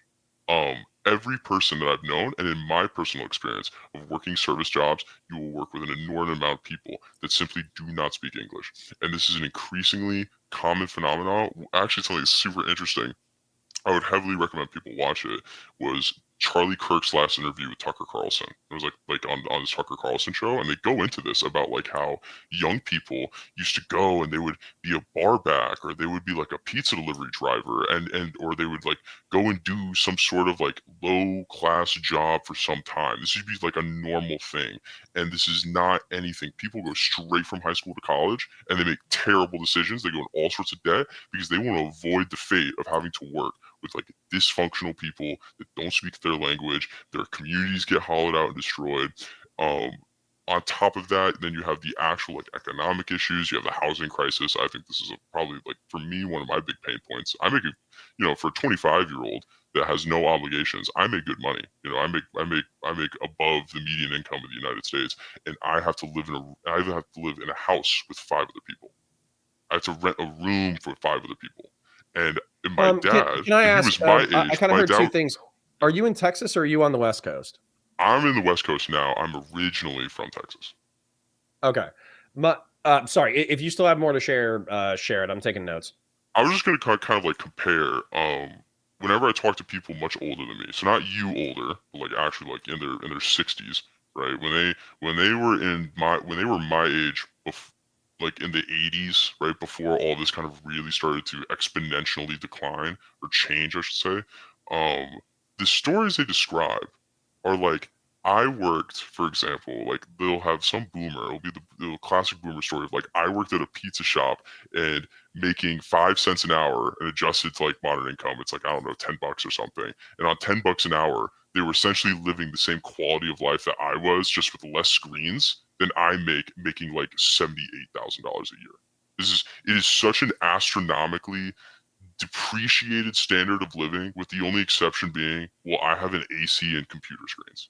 And I don't think ACs and computer screens have made up for the social decay, the balkanization, the political radicalization, and everything else that we've seen in this decline of our country. And I think all of these policies are a reaction and a last breath attempt to reverse that. Okay. So I'm going to some of this stuff feels anecdotal, but I also don't want to dismiss it because obviously statistics are just like, aggregated anecdotes, right? However, what I would say, my anecdote is different because in the tens, which was a long time ago now, but it really doesn't feel like that long ago to me. I came back from the military in 2010, and like I said, I live in Central Florida, and in Central Florida, the service economy is still like our bread and butter, right? We still have the entertainment industry, we still have the theme parks, we still have this, that, the other. And I actually met my wife and had a pretty rich social life, I would say, in the early 2010s as a result of working in the service industry. So what I would say is that we're kind of looking at, in my opinion, a generational snobbery of not wanting to work service industry with people that are different than you. And I would say that part of my positive experiences in the service industry were working with people who completely spoke a different fucking language. Like literally half of the back of the house are legal immigrants, but they're Spanish speakers and they speak Spanglish, right? And so what ends up happening is, you as a 19-year-old or 22-year-old kid, you're, smashing beers and talking shit and speaking Spanglish with the back of the house crew while you're also hitting on young women who hopefully eventually become your wife. So that experience was only, a decade ago. And I have to wonder how much of that experience was robbed through economic snobbery of people not wanting to work those kinds of jobs because it's beneath them.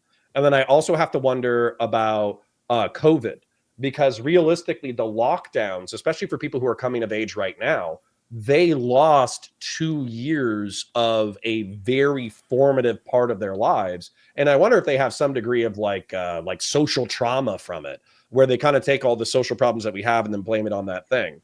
Now, the demographic transformations I probably can't address because I have another different experience than you, but that's okay. And then what I was going to say is probably the two most important things that you said. The boomer cost of living stories. Okay. Boomers don't fucking get it. All right. They don't get it. They don't get it. They're not going to get it. They're going to die.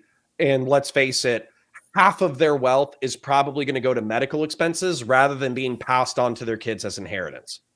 But if you look at the boomers are like a fluke of socioeconomic history. Okay. We want the lifestyle of the boomers. We want to be able to make a decent wage. We want to be able to pay our bills and put ourselves through college and all that kind of shit. But if you look at their parents' generation, that was the Great Depression and World War II generation. They didn't get good jobs until they survived World War II.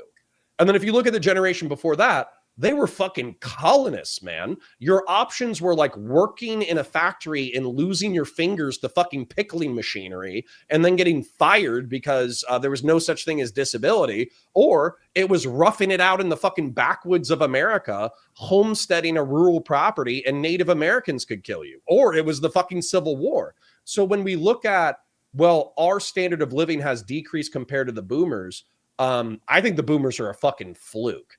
And then, by the way, AC and screens don't make up for economic and social decline. I would borderline like challenge you to come camping with me in Texas in the summer, and then we can just sit out there and we can decide how much of like a miracle the internet and air conditioning is. But I've been yapping for a while, so I'll stop there. Yeah, I'm not gonna say that like AC and screens aren't nice. I don't think AC not just and nice, screens, like borderline miraculous. Yeah, dude, I spent most of my time, like most of my free time, out in the woods, either hiking, and when I was younger and not living where I live now. Yeah, but you're in the West Coast now. The West Coast is nice for that shit. No. Like hiking, in Texas they call it hiking, but for the most part, in hill country, it's just walking around. And when I was in college, it was very mountainous part of the country.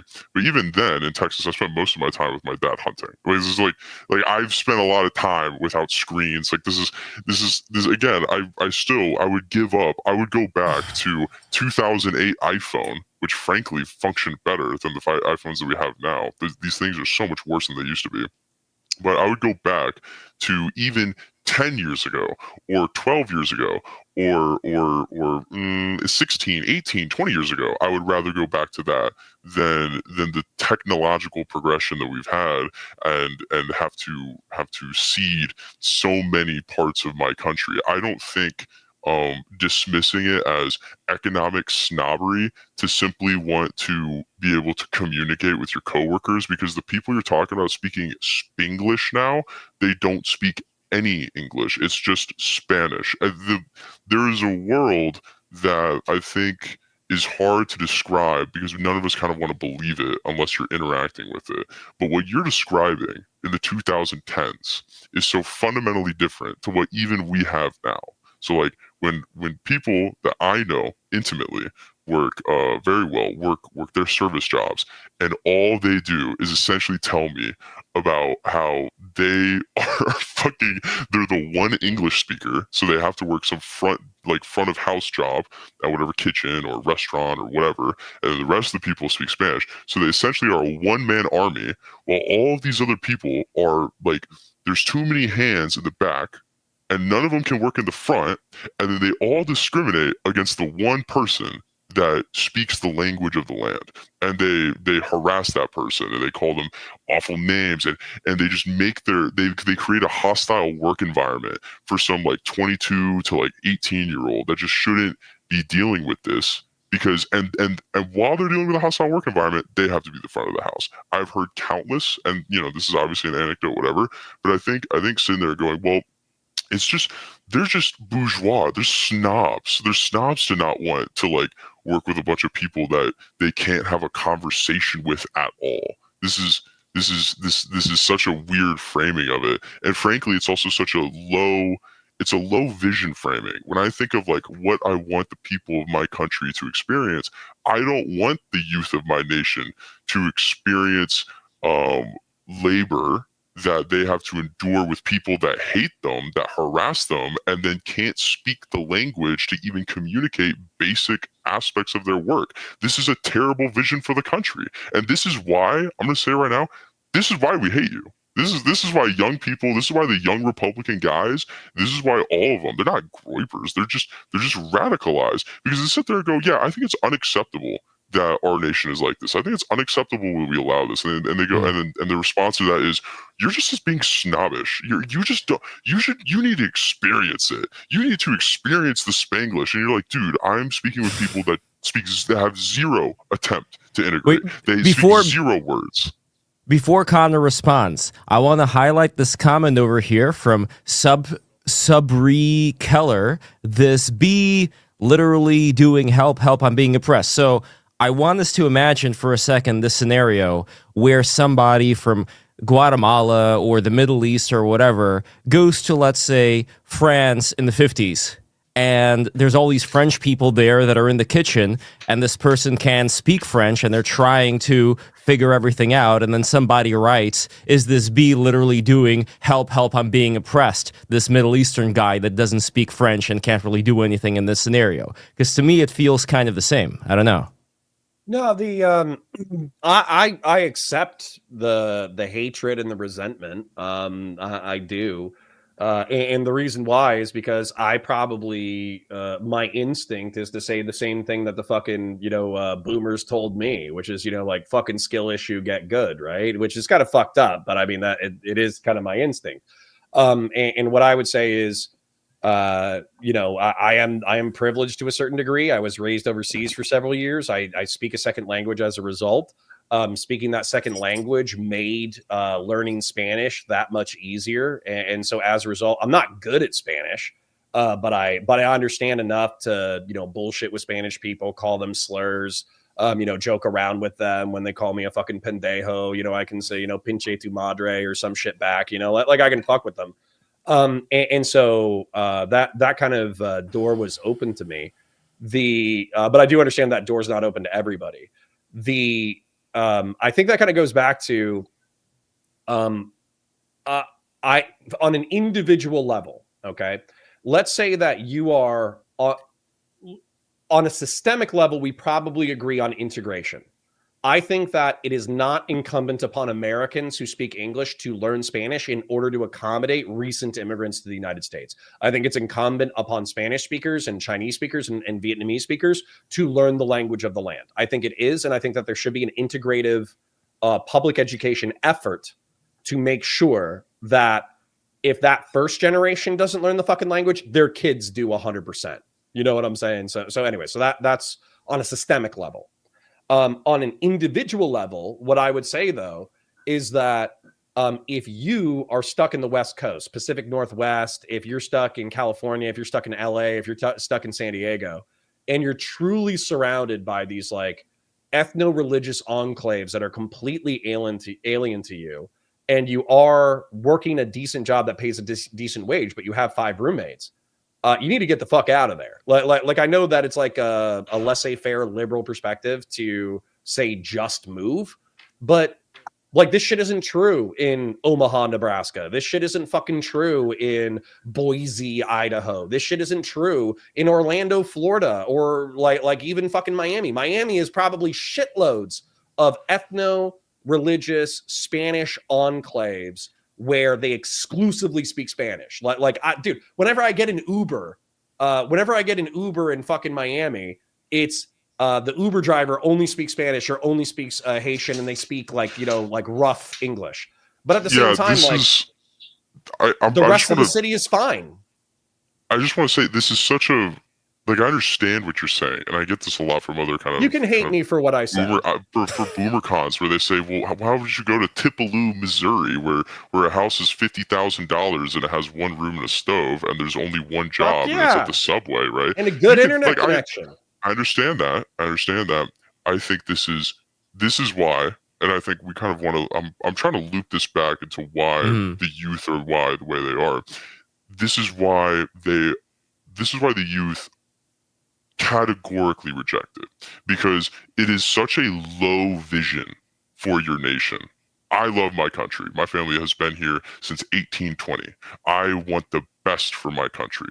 I do not think the best for my country is seeding some of the most beautiful, fruitful, successful states and areas and our cities and our homes. I don't think seeding these areas to random newcomers that just colonized it illegally, when we have every mandate electorally and the impetus to simply remove these people.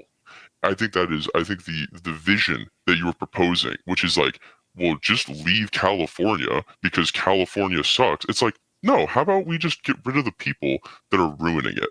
And this is where we are, because what you're proposing is just a loser's argument, and people are tired of losing. And that it is 100% a loser's argument to say go to Tupelo, Missouri and work Subway and use an internet connection and jerk off and play video games and be happy. That's a loser's argument. That is the rural boomer con, go live in a pod, own nothing, and be happy argument. It is the exact same thing. When what we're saying is get rid of the people destroying our homes. Okay, so I think you misunderstand. Are you Northern European, non-Hispanic white? Yeah. Well, I want you to find a nice Northern European, non-Hispanic girl, and I want you to have kids. She's great. She's so lovely. She actually follows my Twitter account. Excellent. So no, I don't want you to die a disease of despair, doing drugs to cope with a bleak dystopian reality. And I also don't want you, like I've heard you use the word nation repeatedly. I don't want you, if you do not consider Hispanic people a part of your nation, a part of your people, that marry somebody who looks like you, I could give a fuck. But my point though, which is, again, I'm trying to appeal to statistics a little bit, is that like the estimate for illegal aliens in this country is like 11, and I think I've heard estimates as high as like 25 million, right? And so we're talking about removing 3% of the population, and as a result, I think that if we take and by the way, I don't even think this is going to happen. I think Trump 2.0 is going to try to do the mass deportation operations, but and they might even build the wall and secure the border to a certain degree. But I still think that the socioeconomic benefits of Central American and South American immigration are going to be so overwhelming that we're probably returning to the status quo, even under a JD Vance presidency, even under a MAGA successor presidency. I think the technocrats are going to calculate how many Hispanics to let in the country, and it's going to be more than you want. Yeah, I don't. And so, sorry, go ahead. Keep going. Oh, okay. Well, I think I don't like, and everybody my age, we all hate this idea of, well, we can't do it because what happens after, and there has been a systemic paralysis of the American right for long before I was born, and I just no one I know, and I'm gonna brace you for the future that you're going to encounter, because I hate to say it, and people might catch on a little bit, but there's nothing that can really be done. The entirety of the Republican Party is going to be occupied by people like me. It's just happening. Some people are kind of catching on. I think the Young Republican League kind of exposed that this is happening. The Democrat Party has been as bad as these people, like as radicalized as like the youth movement of the Republicans are. That is the entirety of the Democrat Party. The Republican Party is starting to catch up. They will catch up, and they're not going to entertain any of this because no one wants to be paralytic anymore. People want to move. They want to break things. They want to move fast. They want to break things, and they want change. They want a stop to the immobility of this party. And you will never see this kind of, well, we can't try to deport people that shouldn't be here, broke our laws, are facilitating human sex and drug human sex drug trafficking. We can't do anything about it because, well, it might destroy our economy. And the people that are coming in, they will do it. And they will see what happens. And we'll say, you know what? Even if it does, we have a better vision. We have a better vision because right now, the vision of, well, we just can't do it, it doesn't sell to anybody, and it's a loser's vision, and we don't want to lose anymore. We're tired of it. Well, okay. My problem with what you've just said, number one, like, I'm not saying don't do anything about it, but are you familiar with the idea of political corporatism? Yeah. Okay, so just for the audience members who might not know, imagine the state is the government, the nation is the people, right? And political corporatism is a part of fascism, but it's a part of fascism that I actually agree with, which is envision the nation state, instead of being like a series of warring factions constantly fighting for power, envision it as like a harmonized biological being. And so, basically, like, imagine that your kidneys work the way they're supposed to, your heart works the way that it's supposed to, your brain works the way that it's supposed to. And so you have things like your immune system and your skin and your bones, and you can analogize these things to like culture or the military or law enforcement or something like that. And what I find in your rhetoric, which I'm not saying you think of it this way, but I find like a attempt to stabilize something that defies stabilization. These are systems to be managed. They are not a state of being to be perpetually held.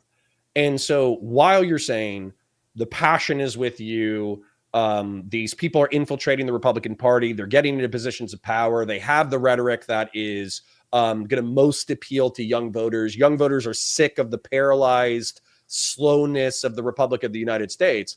I just don't think there's enough of you. And so what I mean by that is that 45% of the Republican Party are normies.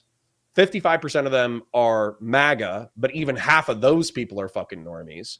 A third of the country doesn't vote at all. And then a third of the country is diametrically opposed to your political project. So if you are representative of a passionate, I'm not going to say it's not passionate, but if you're representative of a passionate political project, I would say that you're probably representative of maybe 10% of the population. And so I think you might need to brace for your dreams to be diluted a little bit. You say that, but the RNC had everyone and their grandma up there with signs that said mass deportations now. I mean, like, that is such a... That's because most people are very, very, very stupid, though. You go back 8 years, and you said the Republican Party is going to have signs that say mass deportations now, and you would think that this was like Democrat fear mongering, and this is where we are, right? You go back 8 years, you go back to 2016, the trans thing, and this is not just like when I talk about like what the future of the Republican Party looks like with these young Republican people. It's not just the future of the Republican Party. It's the future of American politics is only going to keep accelerating in these opposite extreme directions. You're only going to keep seeing Democrats double down on this, and they're voting for it. One thing that's very interesting that I noticed, I was so curious before we had this conversation, is I looked up, see if you tweeted about Jay Jones, right? The guy who had his text messages leaked about hoping that his Republican colleagues' babies would be murdered in their mother's arms. You didn't tweet once about that, but you're more outraged and talking about the young Republicans thing. This is what I mean, is that it's only going to keep going both ways. And yeah, but sorry, and you care more about young Republican kids and their group chats getting leaked. You've been chipping out about it on the timeline, but not once do you care about the fact that Democrats are about to elect a district attorney that said people only move on policy when they feel personal pain. Yeah, no, I think Democrats are pieces of shit, man. I spend a substantive amount of my time criticizing the right, but I would say that I also am compulsively critical of the far left, like the socialists and the communists. This isn't the far left, dude. This is who the Democrat Party elects. But you this hold is the on. entire so, party. So hold on. This is half the country. Yeah, sure. So it's not. It's a third of the country, but and I would say it's probably half of that third. So it's probably a sixth of the country, but. I want to point this out to you because you seem very confident in your radicalization. You seem very confident that this is the path forward. So from my perspective, I didn't really want to talk to you about like geopolitical international bullshit because I know you probably don't care, but I want to bring this up. You like Stephen Miller, and to some degree, you probably, I don't know, maybe you don't trust JD Vance, but you like that he's executing Trump's agenda. From my perspective, this is one of the most technocratically incompetent and stupid and malicious governments that we've had in decades. And so as an example, what happened was Doge said that their original plan was to cut $2 trillion from the federal budget. Yeah, because Elon's a liar. We can skip this part. Elon's a liar. I'm not an Elon show. I need to get a little bit further down the track before we skip this part. Okay. So $150 billion was ultimately recommended to Congress, and then Congress ultimately only rescinded $10 billion.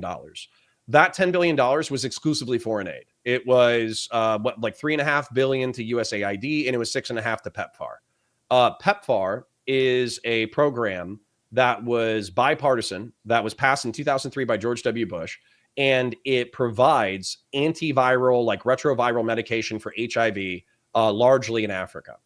And so this program is credited with saving 25 million lives over the past like 2 decades. Like people want to bitch and cry about 500,000 people getting killed in the war on terror. Well, George Bush saved fucking 25 million people over the past like 2 decades. Okay. Yeah, I don't care.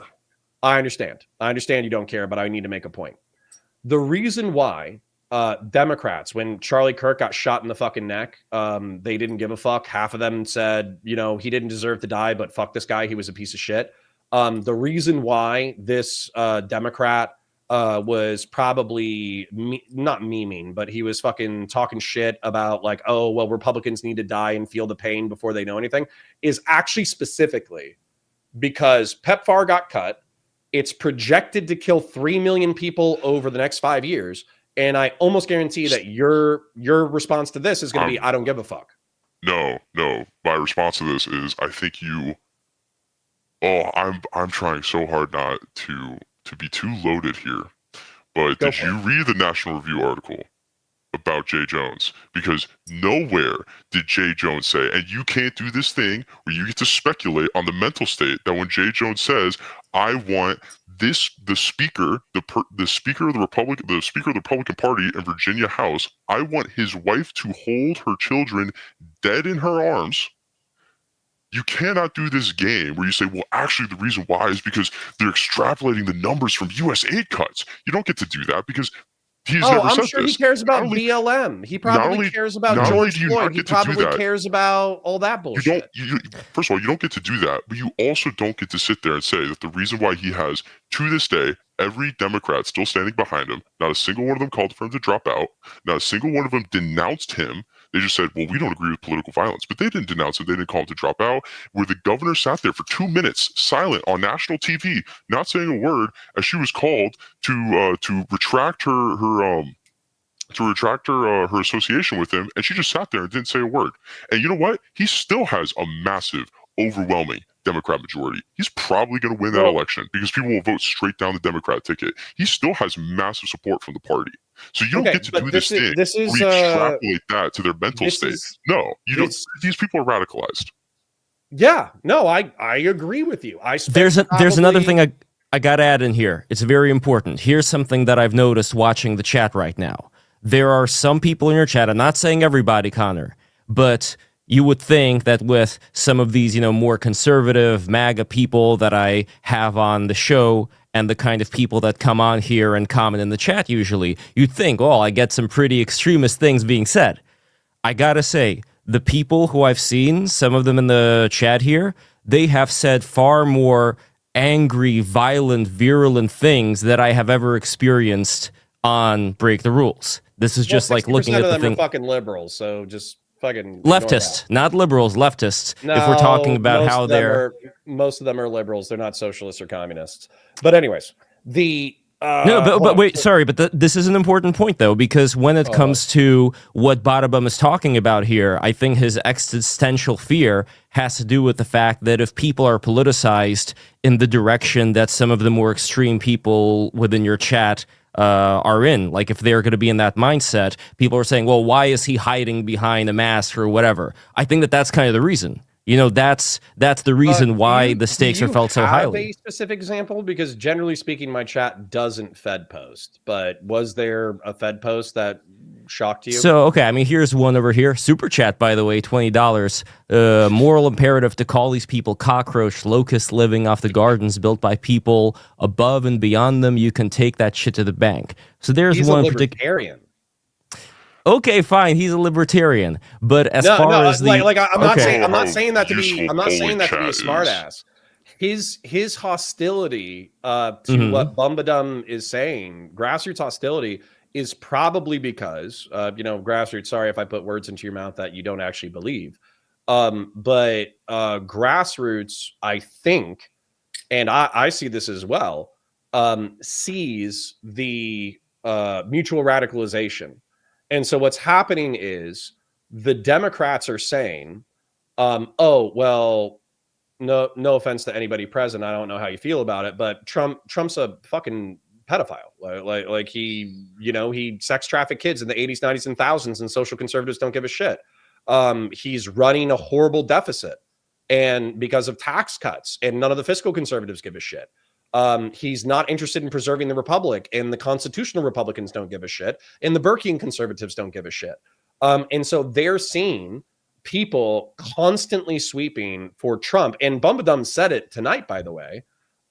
Trump wins, right? Or Stephen Miller wins, and they're tired of the paralytic sweeping of the Republican Party. Therefore, who gives a fuck about principles, or who gives a fuck about the election, or who gives a fuck about the republic, as long as we're actually getting what we want? You don't care about they see that radicalization. Hold on real quick. I'm almost done, I promise. Okay, I'm almost done, I promise. And so as a result, the left wing was already used to sweeping for progressives and socialists and communists and being like, oh, that was a few crazy people online. But now that their own base and representatives are hyper fucking radicalized, they don't want to slow down on their side, because they view that as energy that takes away from the fight to fight Trump, who they view, and I view, as an existential threat to the republic. Yeah, I don't think, we hear this a lot from the kind of classical libertarian types, which is the whole, like, you cannot sacrifice principles. And I don't believe necessarily in sacrificing principles. I think that the people that are so hung up on these principles, which I think it's good. I think it's good to hold yourself to your own principles. I think that's a good thing. They do it so much that they simply just don't act. because there has been opportunity. There's been opportunity for the past 50 years for the constitutional Republicans or whatever to do something to stop the ball from rolling. There's been opportunity, and they don't. And it even worse, they just continue it rolling. And when you guys don't stop the ball, then someone has to stop the ball. And you'll sit there and think, well, the principles. Well, at the end of the day, faith without works is useless. You need to put the work in, and you're not putting the work in. What you're going, you're saying, you can't enforce our immigration laws. It's against our principles to do this. You can't do this or that, or you can't do executive orders. It's against our principles to do this. You can't, like, what? No, I mean, at this point, you're already seceding the nation to destruction. Yeah. So this is just where we disagree on what's happening in the country. So for instance, like I said, I do want every single person who's inside the United States to be vetted by the federal government of the United States. But I still think that we can have a large Hispanic population that engages in the construction industry and engages in the agricultural industry to our benefit, and they can be immigrants. I also think that we can have a strong law enforcement, strong military, this, that, the other, or whatever. But I understand that effectively let's say that you're the extreme. Okay, let's say you're the extreme on immigration, and let's say that Biden is the opposite extreme, not because he says that he's pro-mass immigration, but because in action he allows mass immigration. Okay, let's say those are the two extremes. I understand that what you're saying is, by me being a centrist and constantly trying to negotiate, nothing ever fucking happens. And what happens when you vote for somebody who talks like me, you get tax cuts and nobody does shit about immigration. True. I agree with you. And this is part of the reason why electoralism, like voting, not only do I agree with like voting and lesser of two evils, I think voting is least effective human actions you can do in reference to like improving your life or improving your community or improving your state. I think that voting in elections, I think that the way that our current election system is set up is that effectively we're voting for parasites who say the right words in order to get power. And even if there's like an ideologically principled person who gets into politics, ultimately they will be hollowed out by the system by the time that they reach any level of actual political power. And so for me, what I try to emphasize to my audience and what I try to focus on is like act local as much as possible. Focus on yourself. Like improve yourself, lift weights, eat food, get 8 hours of sleep, drink water, take care of yourself, find your wife, find your kids, pay your taxes, pay your bills. And like, if you have free time, try to improve your community. Because these systems... These memes are fun until your community becomes Dearborn, Michigan. You know, and this is what really got me away from that. Is because I saw my neighborhood transform. Like I saw my neighborhood transform in 10 years. Okay, but you're painting Dearborn or even these like Mexicanized neighborhoods in like Texas as these like shithole hellscapes filled with like violence and crime and rape. And I didn't say anything about violent crime. I'm saying that they are unpleasant and fundamentally un-American to live in. These are places where they don't speak the language. See, I don't agree with that because no values. These are places that are so ontologically separate from the historical precedent of the nation. And you might go and say, well, there used to be Irish communities and there's Italian communities, and it's like these are so not the same. These people, at the very least, spoke the same language, and it's everywhere. This balkanization is everywhere. We've already went over this. You've already agreed to that. And even furthermore, the framing is so frustrating here because you're sitting there saying Biden's the opposite extreme. Biden was the return to normalcy moderate candidate, by the way. Biden is not I would say extreme. Biden was ran as the return to normalcy moderate, and he let in 20 million people that we know of. That we know of, right? Yeah. This is such weird framing. I'll sit there and say, fine, sure, you can call me an extremist, whatever, even though most of my positions are just the administration's positions at this point. And maybe the administration's extreme. But Biden ran, but the administration ran on being pretty hardline and extreme, and they won, which is pretty impressive.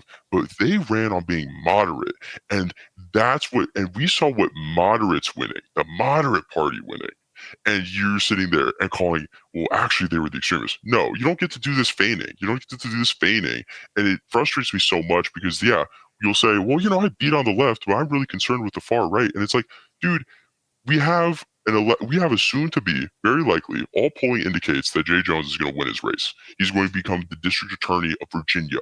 I'm about to move to Virginia, within the next few years. And he's going to be the district attorney of Virginia. And this is a dude that believes that people that disagree with him need to have their children die in their arms so then they can become less right-wing. This is what he's saying in phone calls and in text messages. And you're sitting there going, well, actually the moderates are like the extremists, but like we have such weird framing here and you have such an odd sense of focus. Like you see the people on this side of the party that are winning and are such existential threats to the American project fundamentally. I at least believe in freedom of speech. I at least believe in that. I believe that, frankly, conversations, debate, for the most part, can work. This guy doesn't even believe that, and he's about to win his mandate. He's about to get an electoral mandate that is pro-crime and believes that inflicting pain on people he disagrees with is the only way to get them to agree with him. Okay. And you're sitting there tone policing young Republicans. Yeah, well, you gave me a lot there, so let me try to unpack 2 or 3 things. So So saying that Biden had an extreme immigration policy is not me saying that Biden ran as an extremist. Okay, I want you to understand this. What I'm trying to say is that one of your criticisms, which I agree with, is that our leaders are saying one thing and then they're allowing a status quo that you believe, actually I believe and you believe is hurting the country. Okay. Yeah. So for me, let's say that Connor becomes dictator instead of everybody else.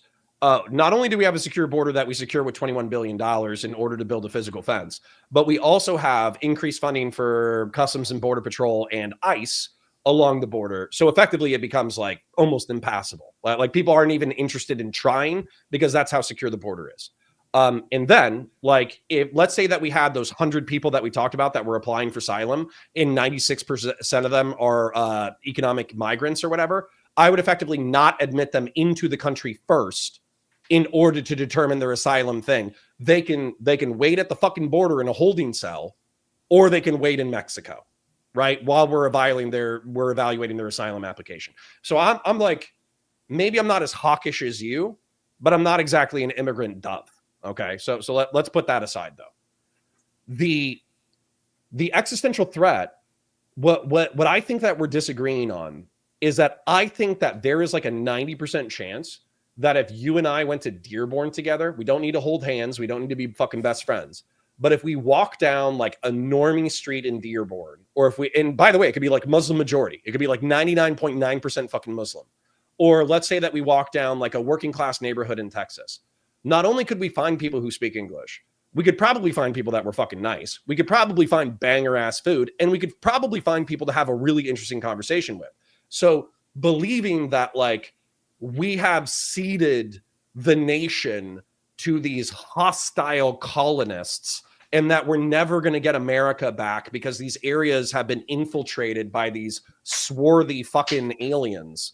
I just don't think it's true. Like I just don't think that none of those are the qualities of like an immigration standard.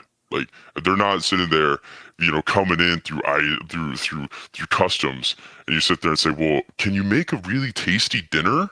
They don't even ask if they can speak English, by the way. So I doubt that question. But we're going to see is we're going to go down there. Yeah, we don't agree on this.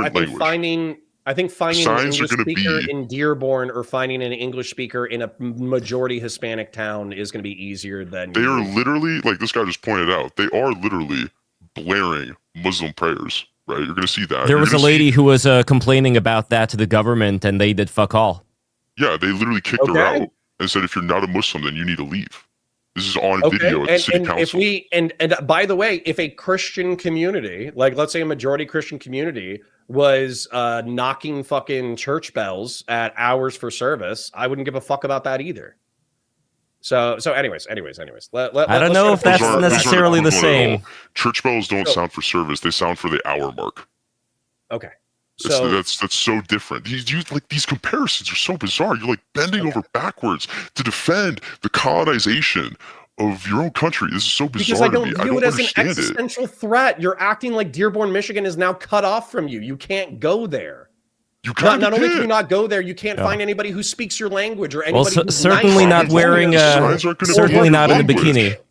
Certainly not wearing a bikini in the Dearborn. I doubt that they'd appreciate that. Dearborn, Michigan. Bikini. But anyways, Dearborn, Michigan will be representative of nowhere else in this country or this country's history for the past 250 years. I want to get to the Democrat that's threatening violence. Okay, so here's the thing that I kind of want you guys to realize, and I'm really not trying to Fed post. Okay, I'm just telling you the way that I see it.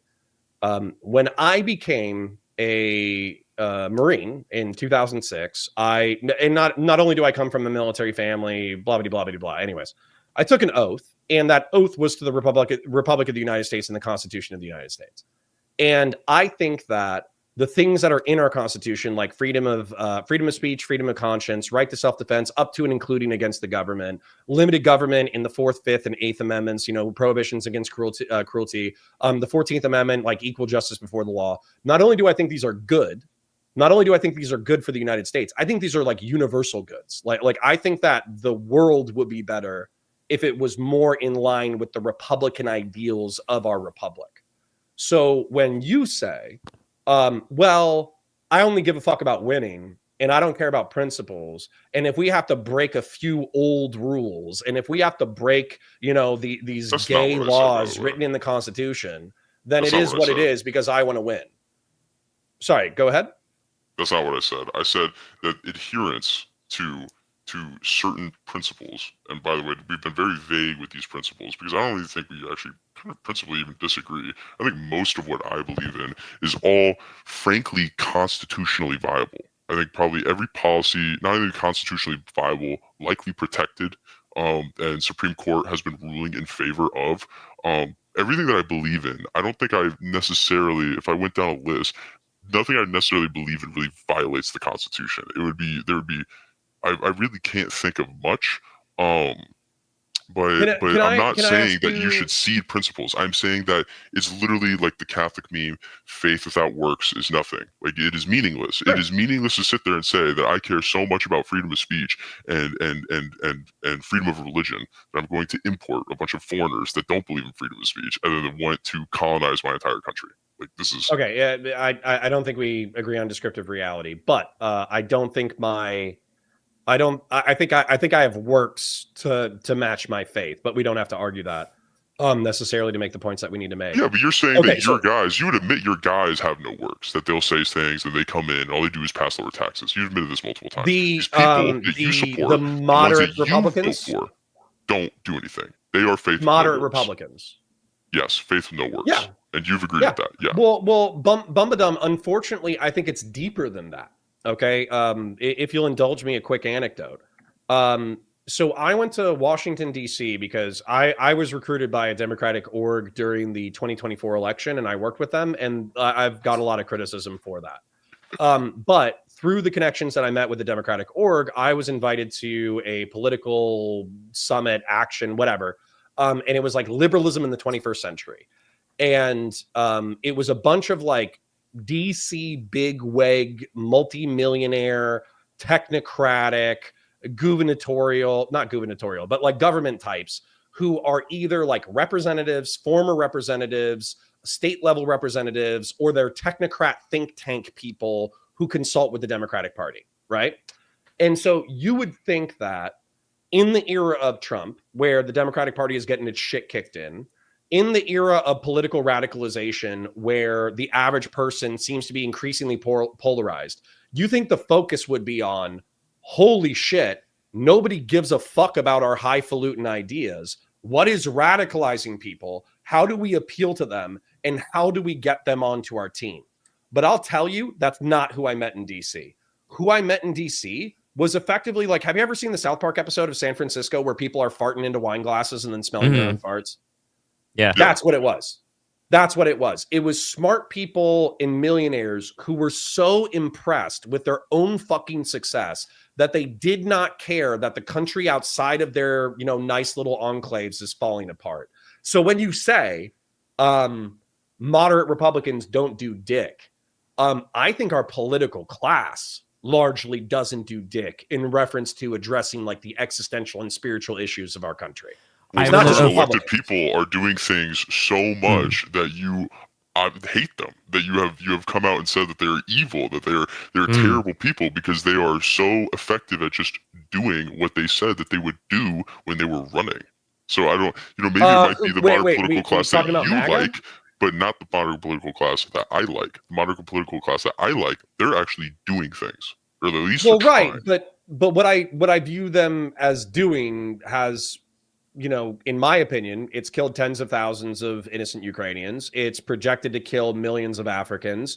It's violated the due process rights of immigrants to the United States. First of all, let's just if you'll indulge me, I'm just gonna tell you why I think they're bad. It's not the responsibility of the United States to prevent. Don't worry, I'll move domestic. Let's just focus on domestic. This idea that it's the United States' sole responsibility of the planet to prevent global AIDS. This is insane. What an insane. Okay. Yeah. We just don't. Yeah, you're not a neoconservative. That's what you're saying. Yeah.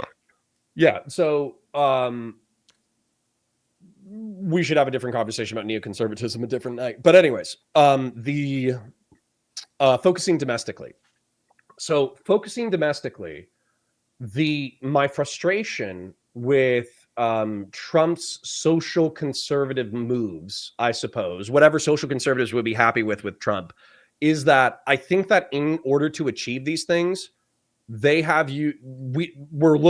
overlooking Donald Trump's sins, which I think are so grievous that it should cause a moral conflict in any social conservative who votes for him. Then, more existentially, when it came to the fake elector scheme and January 6, 2021, in my opinion, Donald Trump tried to do something that genuinely threatened the social fabric of the United States of America. And then finally, with 2028, with Steve Bannon and Donald Trump both joking, quote unquote, but I think Steve Bannon is serious, that Donald Trump realistically should use this convoluted process in order to remain president in 2028. I don't view that as like a funny, cute meme of politically effective people. I view that as people who are pretty much fascistic, openly telegraphing that they think they can get away with this kind of shit. And it's not funny to me. It's not cute to me. Like, people kill and die for this shit. Wait, could I step in here? They kill right-wingers that say things that I say, like how they kill Charlie Kirk and how they try and kill Donald Trump. They are violent, awful, evil people.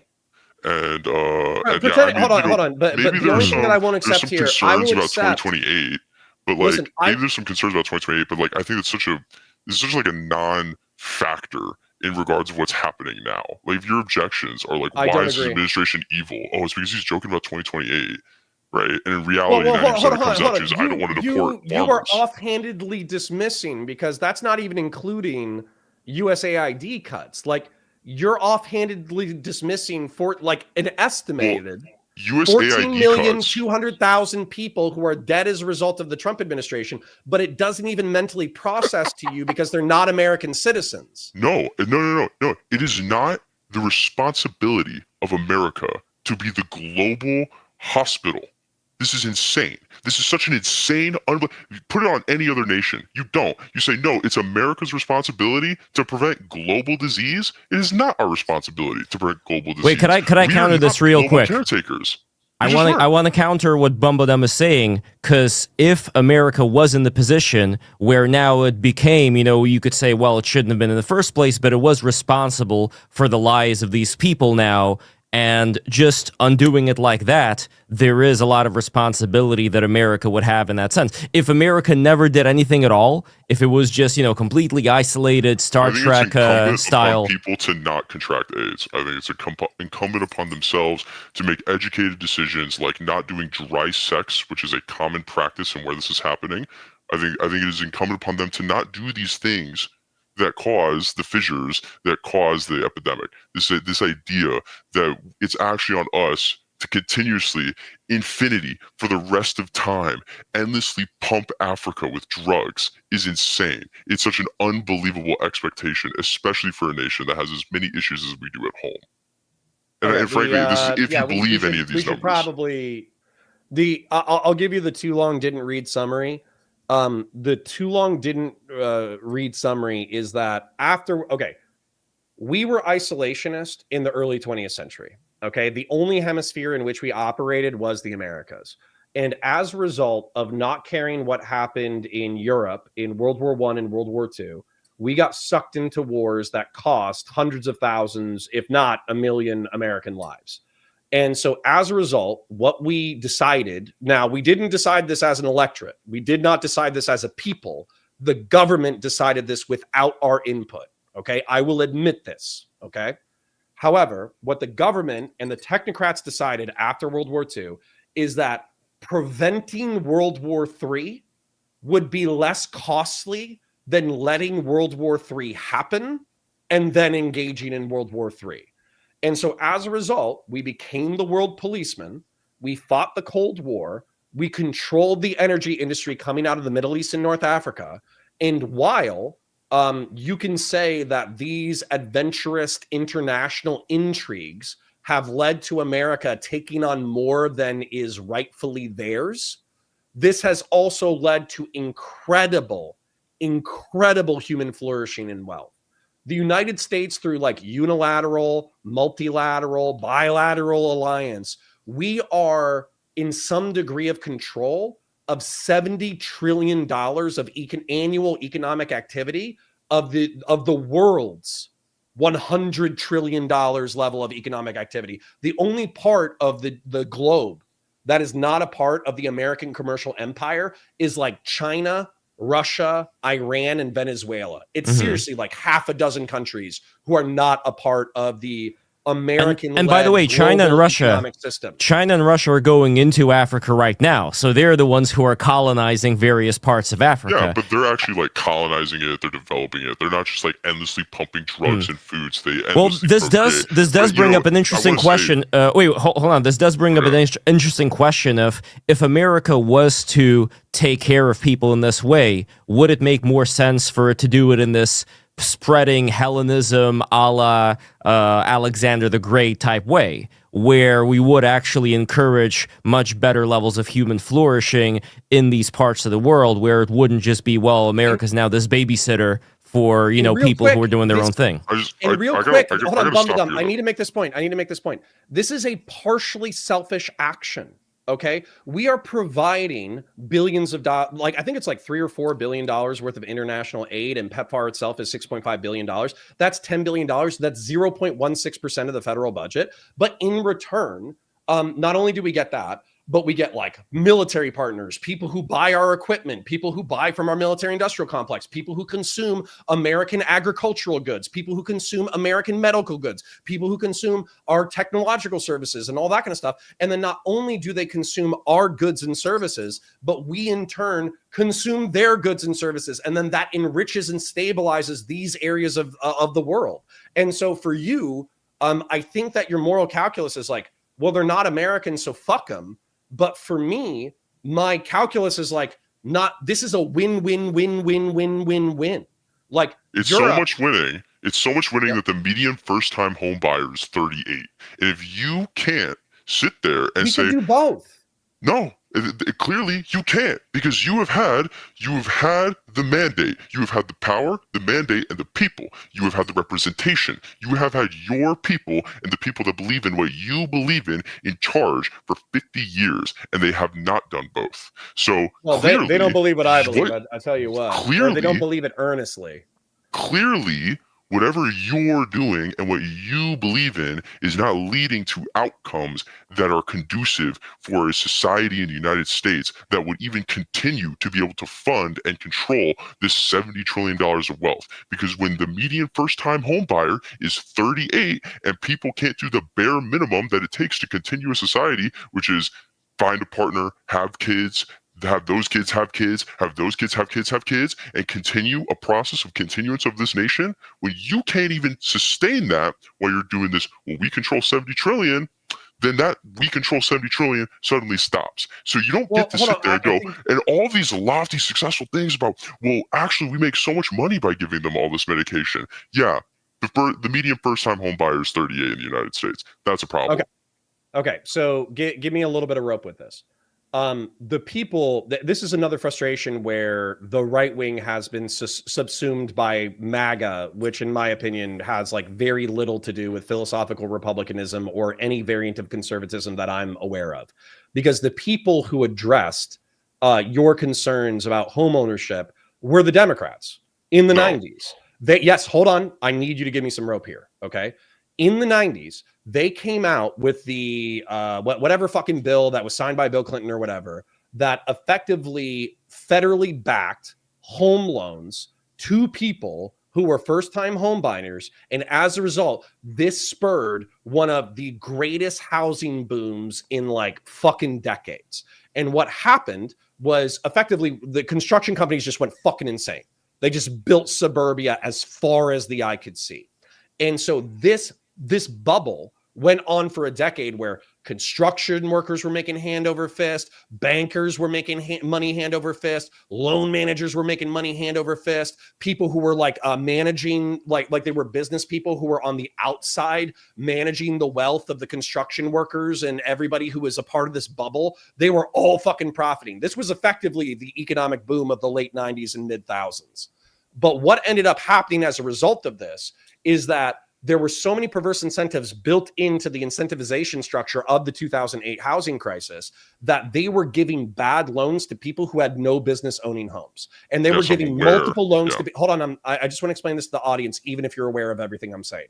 So what ended up happening was through perverse incentive and through government incentive, they created one of the biggest housing booms ever, but then they committed so much fraud and they bet so much money on the fraud that they were committing that they created the worst economic boom and burst since the Great Depression. The only economic burst worse than the 2008 housing recession was COVID. That's the only thing. And so as a result, you coming in and saying, oh, well, we can't provide for Africans 0.16% of the fucking budget to make sure they don't die of AIDS. We need to take care of fucking housing for Americans first. Number one, we could do both. Number two, we did do both. And the reason why we haven't done it again is because we almost imploded the entire American economy. No, the actual reason why there's no housing right now, by the way, is because there's I'm sorry, what? Since the 70s. Actual reason? The actual reason why we have such a massive housing shortage at the moment is because for the last 70 years, we have had the most unbelievable regulatory policies in this country. NIMBYs have destroyed any ability to develop. And on top of all of that, we've imported, I don't believe, 20 million for a second. Liberal? I'm not an abundance liberal because those people suck. These people prioritize like fucking like be all a these racist social abundance liberal. Say Hispanics, get out of my country, but let's deregulate. I like Bukele and Lee Kuan Yew. They're super cool guys. They fixed their country. They actually did really good things for their countries. Lee Kuan Yew and Bukele are probably the best world leaders that the world has seen probably the last like 50 years. Probably longer than that. Okay, my only concern with that, and by the way, like I do respect Bukele in certain regards. So for instance, like dropping the homicide rate, which I think was like around 100 to like 2 per 100,000. That's obviously impressive. And then same thing with like the economic innovations. One of the things that he tweeted out recently that I really liked was he was like, animal welfare for cats and dogs in El Salvador has been horrible for so long. We're going to be partnering with international organizations in order to get the stray dogs and cats off of the street, but we're not going to do it through like draconian mass slaughter of stray animals. We're actually going to do it in a humanitarian way. That like, listen, you might have tortured and sodomized a few people in Sukkot, but you also did a lot of other crazy shit. But I think, or a lot of good shit, I suppose. But my fear with Bukele, similar to Tito with the former Yugoslavia, is that you can have a benevolent dictator or a good king. But what ends up happening is not only do you have the abuses like the lack of due process, torture, and all that kind of stuff, but what happens when the good king dies, if the king does not set up a good system with which to succeed his power, then it all fucking falls apart. And that's what I particularly fear. You're saying that a majority of what you want to do is constitutional. That's great. I think that there are shitloads of people similar to you politically who do not give a fuck about the Constitution or the peaceful transfer of power or the republic perpetuating itself. Yeah, I think maybe there's a point to be made there. I want to just swing back before all of this.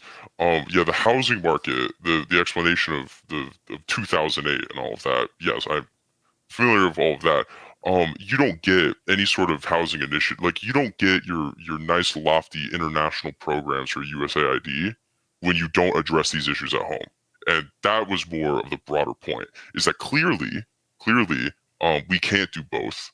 Because for whatever reason, when these issues at home have gotten so bad that there's no tolerance for any spending abroad, you can maybe make the point, like, I might be able to agree on some sort of, like, global American empire point on why we should have our fingers in everybody's pies if it actually benefited Americans. But at the end of the day, when Americans don't feel these benefits, and you see such insane statistics that reflect a broken economy that is especially bad for anybody that's not a boomer, right? And I think generally speaking, literally every problem in this country is sourced of the fact that everything is being legislated to the benefit of old people. But beyond that, right, you don't get these things. You don't get any of your nice lofty policies that you want. You don't get any of these nice do-good goals and this imperialism and this soft empire. You don't get any of that if you don't have good things happening here. Right now, these are so bad and so, like, statistically awful that this is why these programs are being lost. I'm sure we could still, of course, fund the USAID with 0.1% of the federal budget. Who cares? Like, you could, but no one's going to support it. People aren't going to support it anymore when no one can buy a fucking house. And this is your problem. And by the way, FHA loans and subprime mortgages and all of this, that's not the solution. The solution right now, by the way, I guess, like, right now there's a housing surplus. I don't know how much you follow the housing market, but essentially boomers are holding onto their houses. They need to be essentially taxed out of their homes. But you need to essentially kind of sort of collapse the housing market at this point by just getting rid of a fuckload of people. This is the only way forward now. You won't be able to subsidize loans through this, because we had FHA subsidized loans that have been abused since COVID, with insane numbers of people just not paying their mortgages, taking 3% down payments, and just actually not paying their mortgages and abusing the shit out of the COVID extensions and the COVID expansions of the FHA program. You're not going to subsidize your way out of this problem. You have to actually deport your way out of it. I disagree. I think you could probably subsidize your way out of it. However, I will throw you a olive branch that I want the liberals in the audience and liberals in my audience to hear. Effectively, I'm with my audience in that I think that the disease that you are diagnosing, I think is not exaggerated, but I don't think you understand it the same way that I do, or we disagree on the nature of it. And then I also would argue that the cure, in my opinion, your cure, is worse than disease. And but what I would like to point out to the liberals in the audience, though, is that effectively, like, within a representative democracy, if you have sufficient people like Bumbadum, where they feel like they're not getting a fair shake, where they feel like they're working their dicks off and they can't get ahead, where they feel like all of the benefits and all of the fruits of the American empire are not being directed towards them, it's being directed towards everybody but them, then you get a figure like Donald Trump. And so if you don't address these things, then this is how we have a second Trump presidency. So that's my olive branch, as much as I can offer. That's a nice olive branch. I think that's a nice way of putting it. I think it's about right. Yeah.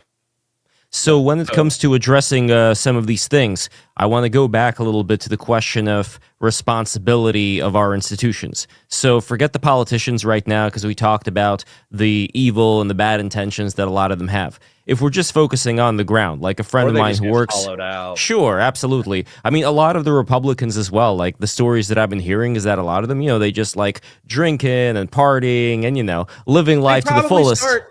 They probably start as an idealist, and then Sure, they get up to DC, absolutely. They start rubbing elbows with rich and powerful people. They get used to it, and then they realize that nobody's getting anything done, and they're like, "Well, fuck it, I'll push for my shit as much as I can." Okay, so if we're looking at if we're looking at the existential problems here, keeping in mind that a lot of these politicians, except for maybe the ones that Bumbadum may keep in mind, who are like true believers and are willing to do absolutely disgusting things in order to achieve their ends. So if we put those guys aside for a second and just take a look at, well, what is life going to be like with the way things are? To the best of our abilities to figure this out, right? A friend of mine who's in construction, his kids are in Long Island right now, they're in school, and their friends there, from Guatemala, they don't speak a lick of English. Now, I would say that, wait a minute, what's going on with these teachers? Why aren't these teachers enforcing, like learning the English language over here? So there's some weakness that at least he's seeing in how schooling is being done, in this regular run-of-the-mill school. So if we're talking about the responsibility of just like the average responsible administrators and teachers and all these people that make society run, right? If we're talking about their lack of skill at getting everybody on a certain kind of program that you would be for, Connor, and you would be for Bumbadum, if we're seeing that they don't really have the capacity to do that, then we could anticipate there being decline from that. And then if we bring in the whole Hall of Mirrors question, where how are people living in Brazil? How are people living in Mexico? There are certain little things that everybody does on a regular basis that is reinforced by the things that everybody else does, right? So people mirror whatever they see. So if we're talking about people here in the United States, that yes, they have American culture, but how much are all of these responsibility having administrators and teachers and people that they're supposed to look up to, how much work are they putting in to the next generation, save for just like some dumb American culture bullshit that they're watching on the internet or TikTok? You know what I mean? Like that kind of level of responsibility. If it's not there, what is America going to look like? Well, okay, hold on. So there's plenty of work to be done. All right. And I like to think, as much as I have a pretty small stream, that if I get large enough, I will be doing some of the work of trying to white pill people and get them active in their communities. So I'm not trying to say that there isn't work to be done. However, my sense of alarm is not as high as Bumbadum's, because I'm Irish. I'm ethno-religiously Irish. And 200 years ago, if you asked the world what they thought about Irish people, they were mud-dwelling, bog-dwelling, alcoholic, Catholic savages with 12 kids, barely capable of speaking the English language, obsessed with fighting, obsessed with sex, obsessed with degeneracy. The only thing they were good for was dying as firefighters or cops or cannon fodder during the Civil War. Like if you go back and if you watch Gangs of New York, which is a fantastic film, Roman potpourri. The Anglos of the time did not view the Irish immigrants as true Americans. They weren't true Americans. They weren't part of the Anglo project. That was Buffalo Bill, or not Buffalo Bills. That was Bill the Butcher's problem. Butcher. Yeah. Yeah, Bill the Butcher's problem. Bill the Butcher's problem was that he found one noble Irishman, Leonardo DiCaprio's dad, and he killed him in battle. But the rest of the Irish were a bunch of fucking degenerate fucking savages. And so, coming from a line of dysgenic, degenerate, alcoholic, too many kid having Catholic savages, it's hard for me to like buy into the doomerism, because all of the fear that is being expressed about Mexicans, all of the fear that's being expressed about Puerto Ricans or Cubans or whatever, it's the same fear that was expressed about my people. But this brings us back to what I was talking about before in regards to what kind of pressure the WASPs were putting on the Irish and the Italians and the Jews and everybody else. I agree with forced integration. Yeah, but it doesn't happen. Like, this is the thing, right? Like you can say, well, I agree with this thing. I want this thing to happen that I've had representation of for the past 50 years, and none of it ever happens. Like it's I such a don't agree with you. useless Dude, thing. It's such a if I useless live in a thing to say. community, It's such a listen, useless it thing might to not say. be I want happening in these people. California. It might not be happening in New York, but it's happening in Florida. Okay, the thing about Florida, which is like, I understand why you keep going back to it. Florida has been historically, I mean, you can go back all the way back to like the 2010s, right? 2016, I remember reading about this when I was in high school. Florida has historically always been this wild card Hispanic culture state because you had so many Cubans fleeing communism, and you had so many of these, like much more either you had essentially Hispanics coming to Florida where there was a specific selection bias where they were very, very inclined to vote Republican. And this has been the case for a long time. People have kind of known about this. And you might even be able to make the argument, well, Donald Trump won in record Republican numbers for Hispanics last election. You can make that argument too. But at the end of the day, right, they don't get assimilated. And we know they don't get assimilated. We know, and it's not just Hispanics. It's all of them. It's the H-1Bs, it's the Indians, it's the Muslims. It's literally every group that comes in. They find their little pocket. They find where they can go, where they can sit there and speak the language of their homeland, and they go and they leech money out of the American economy and send it overseas and create an ever-expanding, balkanized community. And you've seen it everywhere. So when you sit there and go, well, I believe that they should be Americanized and forced integration, cool. It never happens. So it's a faith without works. What you're saying is useless. What you're saying doesn't happen anywhere. Well, we can give examples of it happening agree. as far as like, let's take a look at Texas, right? There's Mexican Americans that live in Texas that have their own businesses. Like, I'm not talking about people who are just, like landscaping and doing that kind of stuff. I'm talking about people who are responsible Americans who have their business. Now, wouldn't you say that that would be an example of people that were able to successfully integrate? If you're making the case of like the Chicanos that have been there for generations, right? That were like a mad mixture of the old, Spanish Empire, Mexico, whatever.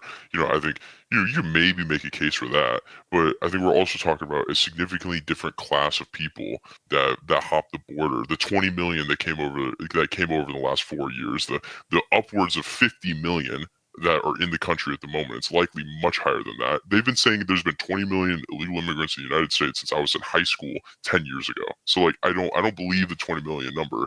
It's likely much higher. These people are integrating. And on top of that, whatever new class of post-Hart seller that are coming into various other parts of the country, you see this all across the West Coast, you see this in San Francisco. You see this in Los Angeles. You see this in New York. You see the balkanization. You see the languages change on the signs. You see the fact that none of the people speak the language of the land. You see this in Canada as well. You see this everywhere.